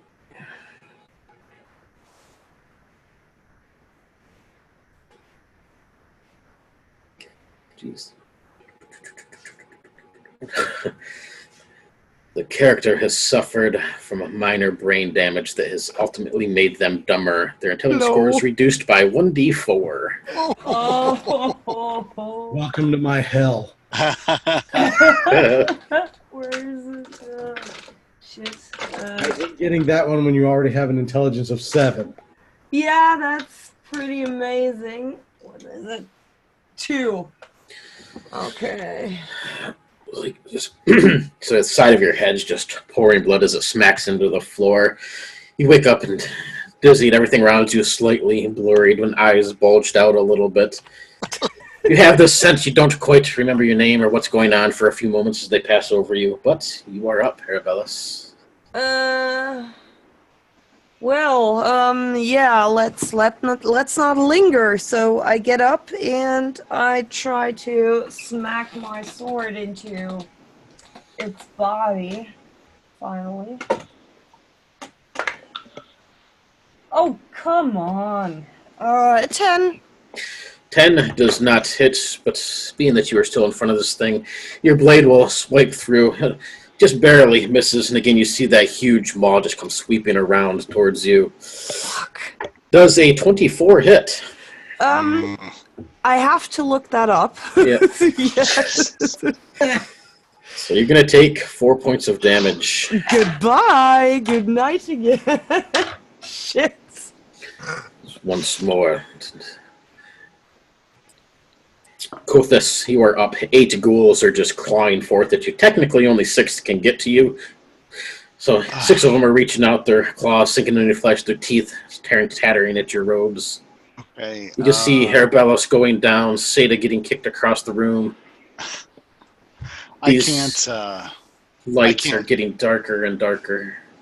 I can't move, right? I mean, I can't No. relocate because of the ghouls. All right. Well, in that case,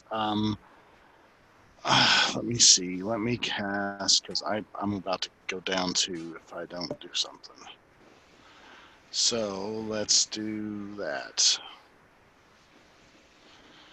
I'm going to cast a Cure Light Wounds on myself. Please, please, please be a good one. Well, that could have been better, 3. But that's still not that bad because that's a 10 for me, so. So it's Cure Light Wounds? Yeah. That will, and how much total was it? 10. Oh, that will take out 6 of the ghouls on you as well, then. Then good. Yes. What? But How did you do that? Flash of holy power seems to wash over these things, and while it heals you, you can see it just tears away at their fibers of their being, their muscles, everything just turns into the splattering of black ichor that smears across the walls. There is 2 still on you. Did anything happen to the Zon beast or not? He would be out of range since he's not on you, so no. Okay. Oh, good that we don't have any healing spells left. Jesus. Well, shit. I do. You do? Have, yeah, I've got. Oh, yes. I've got another couple actually. Seda, you are up.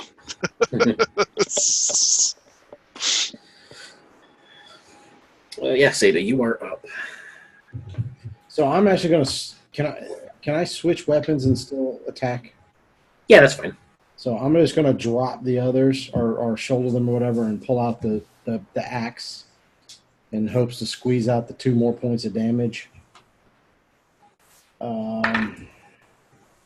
So, yeah, that's going to be a hit with a 23. I'm assuming 23 hits him? Yep. All right. 13 plus 10. Yay! All right, and then the axe does a D10 instead of a D8.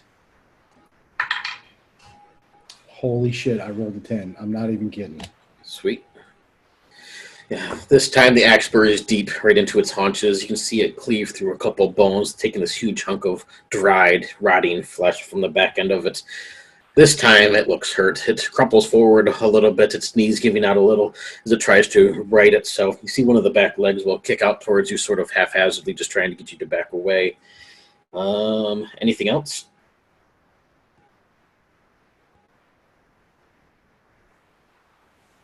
I don't think I can do anything else. I switched All back right. 2 actions, so. And ghouls are up. There's 2 on you, Kothis, so 2 points of damage. Okay. End of the turn, so Heroism has 2 more rounds left, and you have 2 turns left on your Dispel Magic. Or no, 1 turn left on your Dispel Magic. So Tiva, you are up. Okay, so the faux Zon creature is still up, right? Oh, yes. All right, well, I'm It gonna... looks hurt. It's bloodied quite bad, but it is up. Okay, so I have a question. So, does it see me? Mm-hmm. Does it? Okay, shit. Okay, I was hoping that maybe I might be able to do a sneak attack, but I guess not. It is aware of you, yes. All right. But the room is getting a little bit, well, it's not necessarily darker, but it's getting creepier and shadowier because these lights are going out. But I'm sorry, what was that? Okay, I'm gonna knock an arrow and shoot at it again. all right. Oh, great Fondongle! Now you're talking again. Yeah. Now you're talking. Guide my arrow. Keep it coming. Fondongle digs it. Oh, I got an 18, so plus 5. Yep, that's a hit. See? So let's see if the great Fondongle will do the same thing for the damage. Well, let's not be greedy. Oh, all You know, right. Maybe, but, I got a 1. Shit. well, see? You asked too much. Hey. I ask too much. It's dark down here, okay? It's hard to reach with a Fondongle. It's 1 point closer. Let's see. Ghouls, Tiva. Zan is up. Damn. Sort of. 2 more ghouls will spill forth. Again, just rushing towards you, Kothis. And I need save versus breath weapon from everybody at a -2. It'll start flailing about these back legs, kicking. He's going to take this huge hammer, just sweeping it around in him, sort of in a whirlwind. He just swings it everywhere in this frenzy. I don't need to save now. No, you don't need to save. You said +2 penalty, right? Save versus breath weapon, yeah, with a +2. Okay. All right, then I made Or it. no, -2. Right, because right. you need to be. It's a penalty. Yeah. Yes. Right. Okay. Yeah, I made it. Barely, but I made it. 14. Woohoo! So you are good. Tiva and Seda. I did not make it. Ouch. How about Seda? I did. So you'll be able to kind of dodge out of the way of these flailing hooves, and you can feel this hammer as it sweeps right in front of you. Kothis, then you see it smash into Tiva for 16 points of damage. 16 points for Tiva? Yes. Okay, well, Tiva's down. Boom. So she smashes and hurls across the room, just crumpling next to Arabellis on the floor. Hello, lady. And ghouls are out. So Arabellis, give me that roll. Yes, sir. Okay. 9. 12, 11, 10, 9. You get a wounded arm. Your grip on your weapons is poor, and you suffer a -3 penalty to hit on all attack rolls. Holy shit. Okay. For 1d12 days. Do you want me to roll, or do you want to roll? I've been rolling really good. Not to interrupt you Let guys. me roll that. Yeah, you've been rolling pretty poorly, so that would be good. Yeah. Because I rolled a 12. Not to Yeah, interrupt you I guys. roll this. 4. So for 4 days, Yeah. you can have a -3 penalty on all attack rolls. But you are Okay. up. What do you do? Cry. And then... Shit, that's just... Oh, man. So just making clear, if I would cast Silence 15 feet, that wouldn't do anything about his weird glowing and pushing out ghouls and all that Yeah, stuff, he's right? not chanting or saying anything, or it's not. Okay, just making sure. Fuck. Yeah, I have no idea. So I'll smack him. I mean, I can't help it. That's a 10 minus 3, 7 plus 1. Yeah, no. Okay, yeah, I flail around like a madman. Your sword flailing. I'm sorry. Kothis, you are up then. 4 ghouls are currently atop you. Okay, there's no one within range that I can touch to cast Cure Light Wounds who might need it, right? No, you're kind of off to the side a little bit. Okay. The ghouls Can are you just keeping move me. though? No, because they're on me. Shit. That's what I was. Because if I can move and go cast a Cure Light Wounds on somebody next to Zon, not Zon. Why would he let the cleric who's up move? I mean, Right. Yeah. Oh, jeez. And how many of them are on me now? 4. 4. Okay, I'm going to cast Cure Light Wounds on myself again. Which will, in this case, cure 9 points, which maxes me out with my new lower. And it will take out all 4 that are on you, so you still have a move action left. Oh, then I'm going to get up and run toward the Zon thing. All right. So you run in towards Zon. Kothis went. Seda, you are up, just dodging between these flailing hooves as they come around, this hammer that swings around at you. You see Tiva go down with a scream, though, right next to Arabellis, who's floundering around on the floor as well. Looks to be in pain. What do you do? Okay, so Rush actually had to leave because he had to go pick up Zach from work because he got off at 6. So I am taking over. So for Seda, she is going to scream, seeing all of her friends either being injured or potentially dying, and is going to what hammer or what did she have? Like, what was the last weapon that she had? Her axe. Was it an axe? Okay, Yep. so she's going to take her axe, and she's going to strike at the Fozan. All right. All right, so he told me it was D20 plus 10. Yep. Okay, so I got a 12, so that means it's 22. That's a hit. All right. And a D10 damage. And a D10 damage. I got a 2. Yeah, see? Should have called on the Fandangle. Just saying. Well, this is Seda. She has absolutely no idea what a Fandangle is. Good point. Fair point. She might have assumptions of what it could be, but... Yeah. Like a fandangle? What? What is that? Yeah, once again, just a swiping glance to the flanks of this thing. You can see it's turning around to face her, though. The ghouls are up. They're all dead, so none of them do anything. So, end of the turn. Heroism has 1 round left, and your Dispel Magic goes out. With the Dispel Magic going out, you see both of these pillars of sort of yellowish blue-colored light finally give away, and they just go back to this dark purplish blue color. That cold feeling washes over this room. That feeling of hopelessness, of despair, anguish, seems to just wrap around all of you. Almost claustrophobic, choking away what hopes you have. And it even seems worse with this creature that's just crushing you all. You can see this doorway where these shadows and things are just beyond as they start to crawl into the room, moving along the walls just like shadows would, starting to circle around, almost like reminds you maybe, Tiva, of when you were a kid and when fights would break out in the schoolyard and they would all circle around to watch, just filling this room. Tiva, you are up. Kill that thing.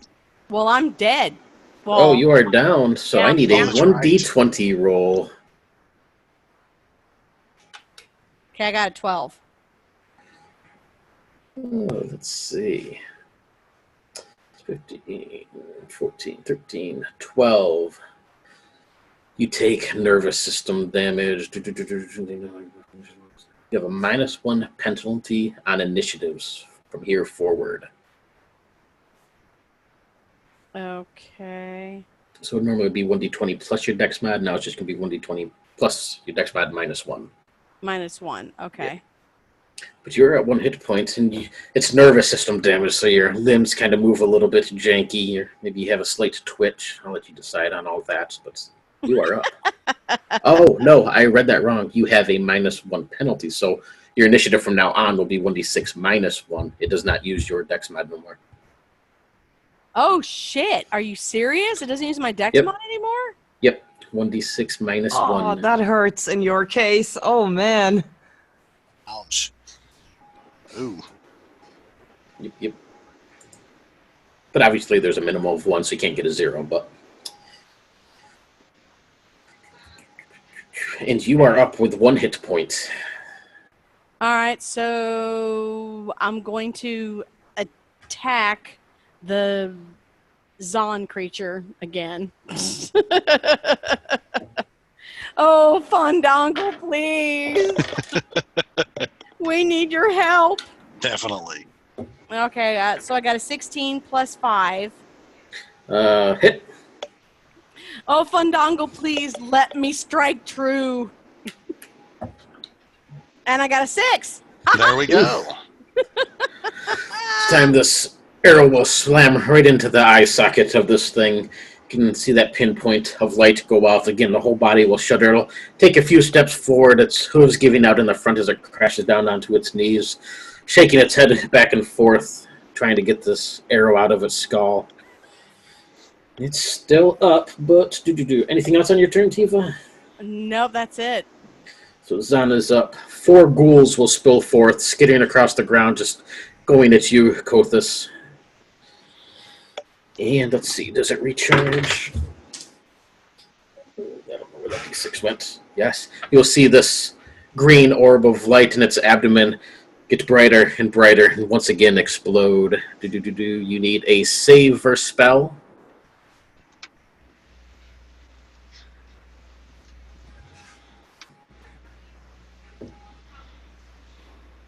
Is that to me?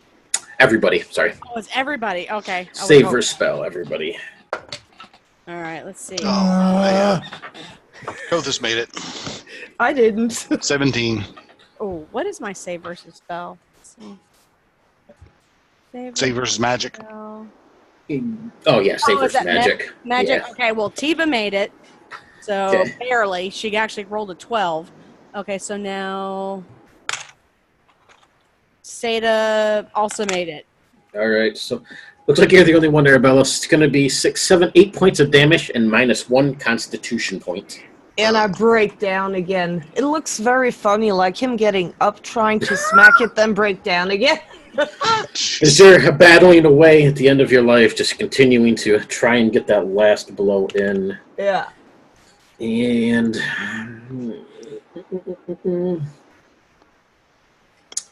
yeah, that's all he's going to do. So, Arabellus, you are up. Okay.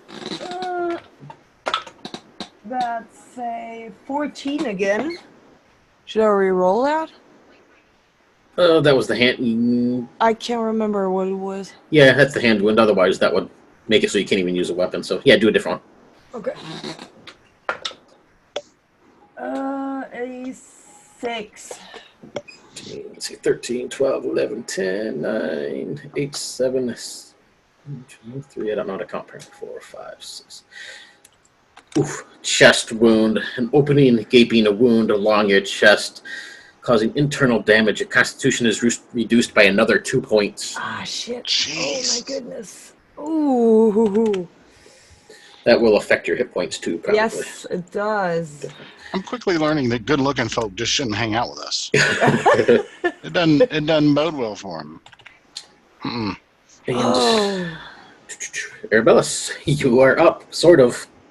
Lying on the ground, your hands smashed, your legs smashed, the gaping wound So across your chest. My max HP are down to 11. Yeah, well, I mean, We have no chance. We have to bring it down. So he gets up, or I get up again, and I kind of my eyes are looking a little bit weird and bloodshot, and it doesn't look like he really knows where front and back is, but he just flails around with his sword with a 3. So yeah, You are rolling horrible. I know. Oh, This is dang it. huge slash. You just kind of flying around everywhere, hitting the wall and everything else but this massive creature that is in front of you. Yeah, those who are fighting next to me, you hear him mumbling like, Heronius, I didn't mean it. I didn't mean it, I swear. And Kothis, you are up.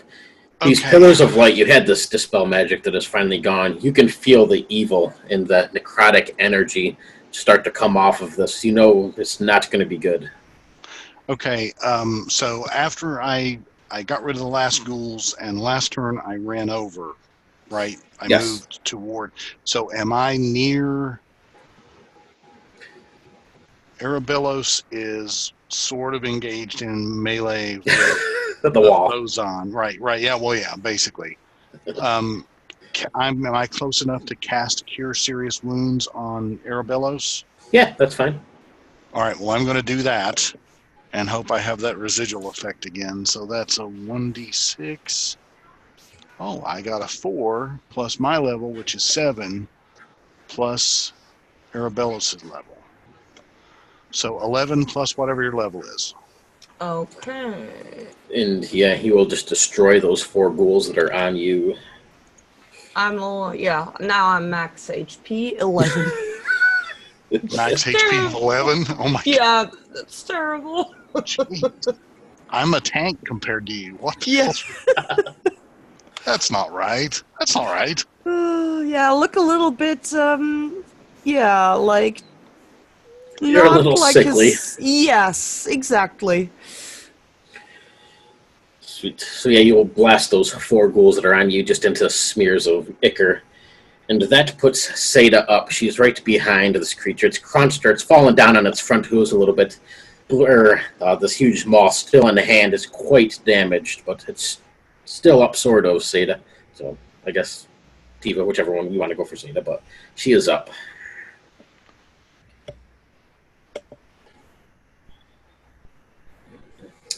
And you're still muted too. I'm sorry. So Sada's the one that's up now? Yep, Seda is up. All right. So she's going to attack the Fozon again. All right. So I got a 13 plus 10, so that's 23. That will hit. And where's my D10? You know what? I'm going to try this other D10 over here and hoping that this one might roll for me better.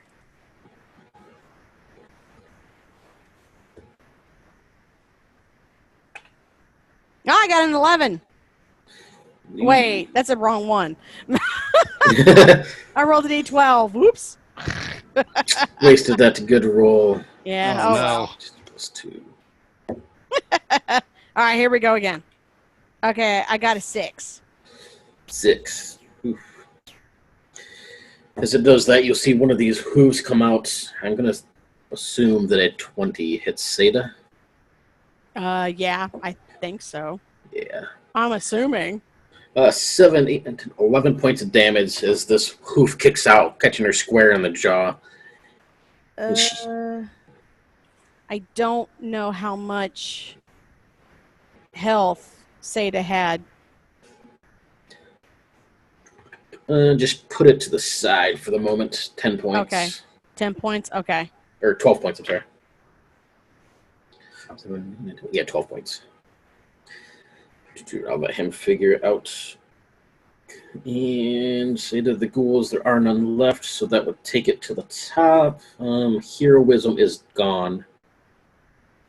Dispel magic is gone. So with that, at the end of the turn, I need everybody to give me a save versus magic device. Save versus magic device, you said? Yep. That's just magic, right? No, it's magical device. Yep. Oh, it is a separate one. Okay. Fuck, I made it. That's really good. Kothis made it by That's one. really good. Okay, Tiva made it, and Seda made it.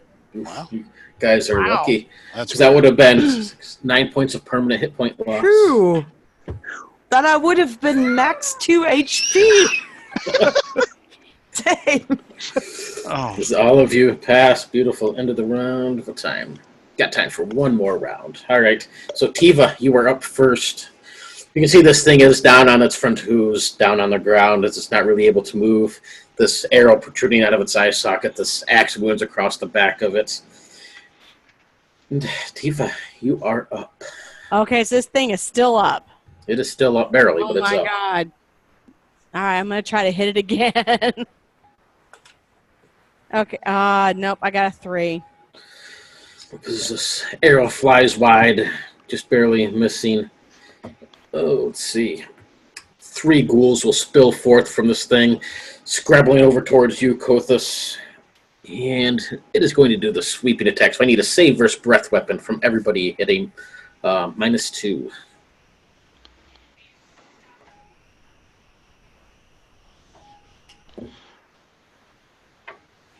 Okay, so save versus breath -2.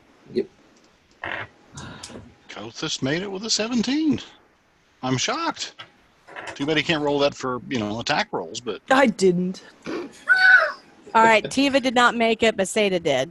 All right, failing. So Tiva and Arabellis, 11 points of damage. All right, well, Tiva's down again. And Arabellis, I'm going to... Oh, yeah. Right at it, yeah. Right at it, yeah. And with that, actually, you'll see that greenish orb explode in its stomach again, brightening, flashing. So that is another save versus regular magic. Save versus regular magic, no penalties? I just need it from Seda and okay. Kothis. Nope, no penalties. Oh, in that case, 13 made it for me. All right, so you By are good. one. And Seda...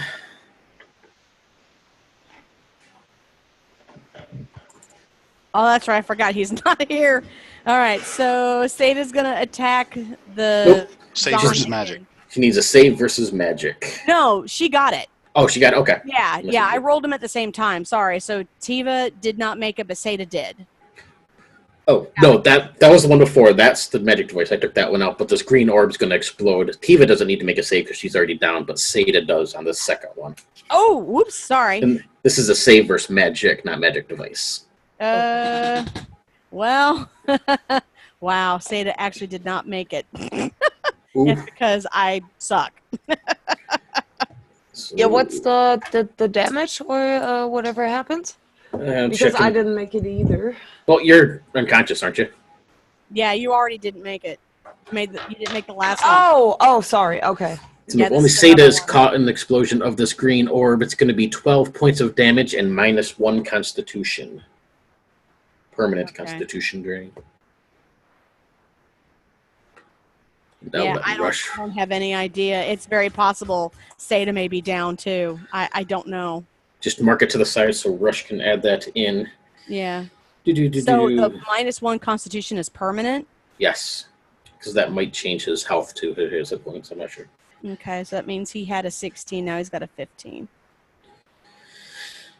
And that was on. So Arabellis, I need a 1d20 roll. Okay. That's a 6 again? 2, 3, 4, 5, 6 is another -2 Constitution. This time it just rips apart your insides. I barf.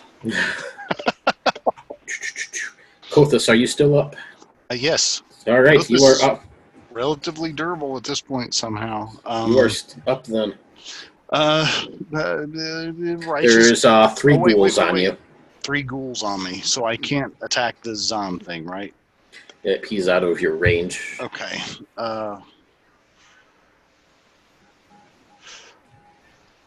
Wait. Ah! Okay, I will. I guess I'll attack a ghoul. That's what I Alright. got. Does a 14 hit him? Yes, and you will Okay. take one out as you cave in the skull of another. Smush. And I'm sorry, Arabellis, I didn't mean to skip your turn, but you technically have one hit point as you're barfing your brains out. Would you like to do something else? I'll try to smack it. All right. Yeah, natural 1. It's incredible. Oh my goodness. You need some new dice. I really do. All right, and to do this, that would put Seda up. I'm going to assume she is up for the moment. I can have Rush kind of fix everything when he gets back. But I wanted her to go because she might be able to take this thing out. So why don't you go ahead and go Come for on, it. Seda! I am back, by the way. Oh, okay. I'll let you go ahead and make your attack roll on this thing then, and then Michelle can get you all up on poor Seda's situation.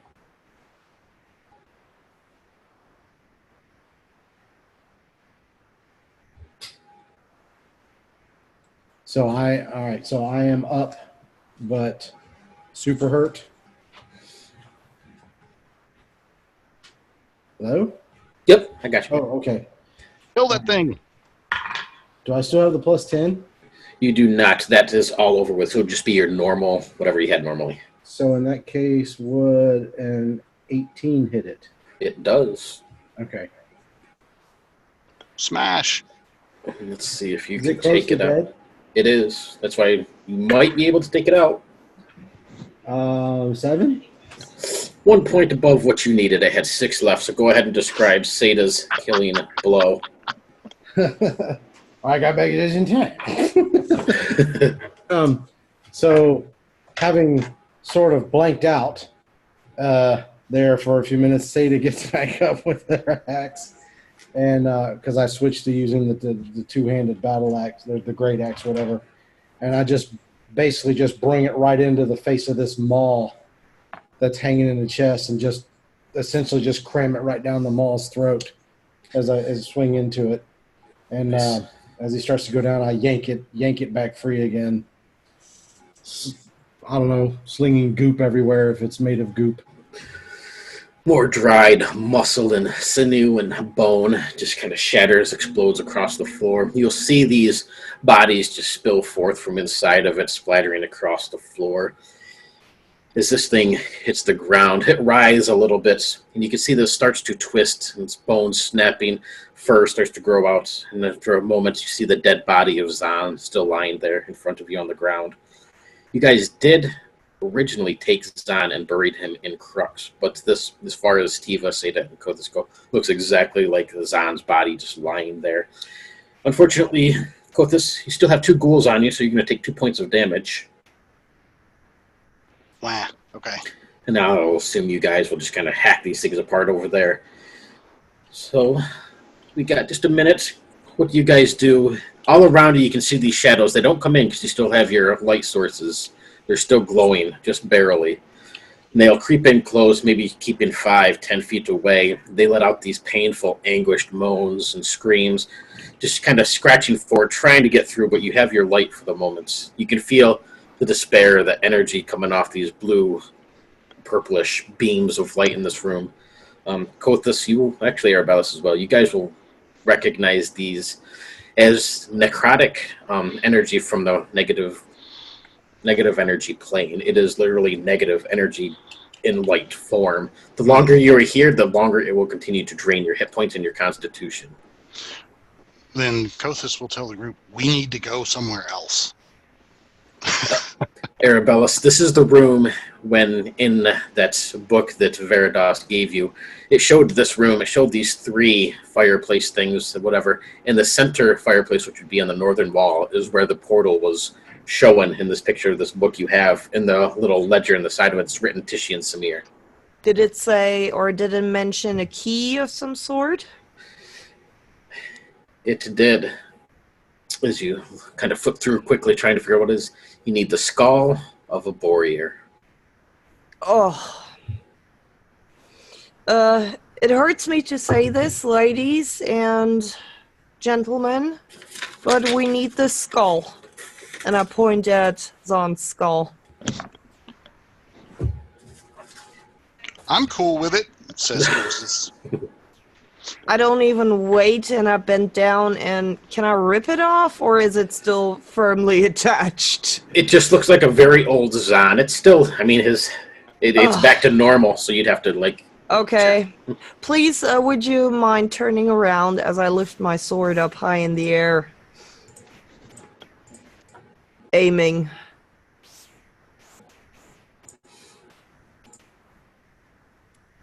Yeah, we don't have time for this, so I don't wait. And kaboom!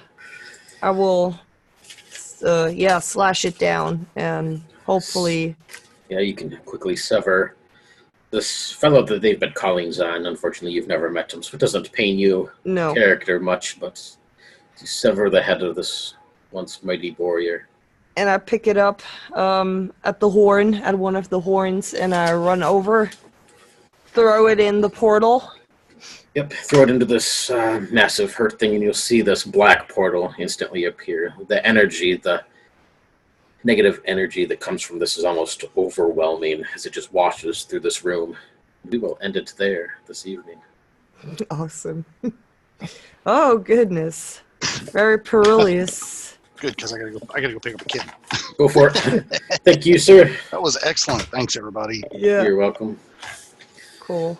So poor Arabellas, you're looking rough. I look very sickly. I belong in a nursing home. This part and the next chapter are absolutely brutal for characters. Ooh. Normally it's just a giant demonic entity in this room, or Tanar'ri actually, but I thought it would be cool to bring Zahn back. Yeah, totally cool is that. Totally. Yeah. Yeah. Oh man, yeah, that was a nice twist.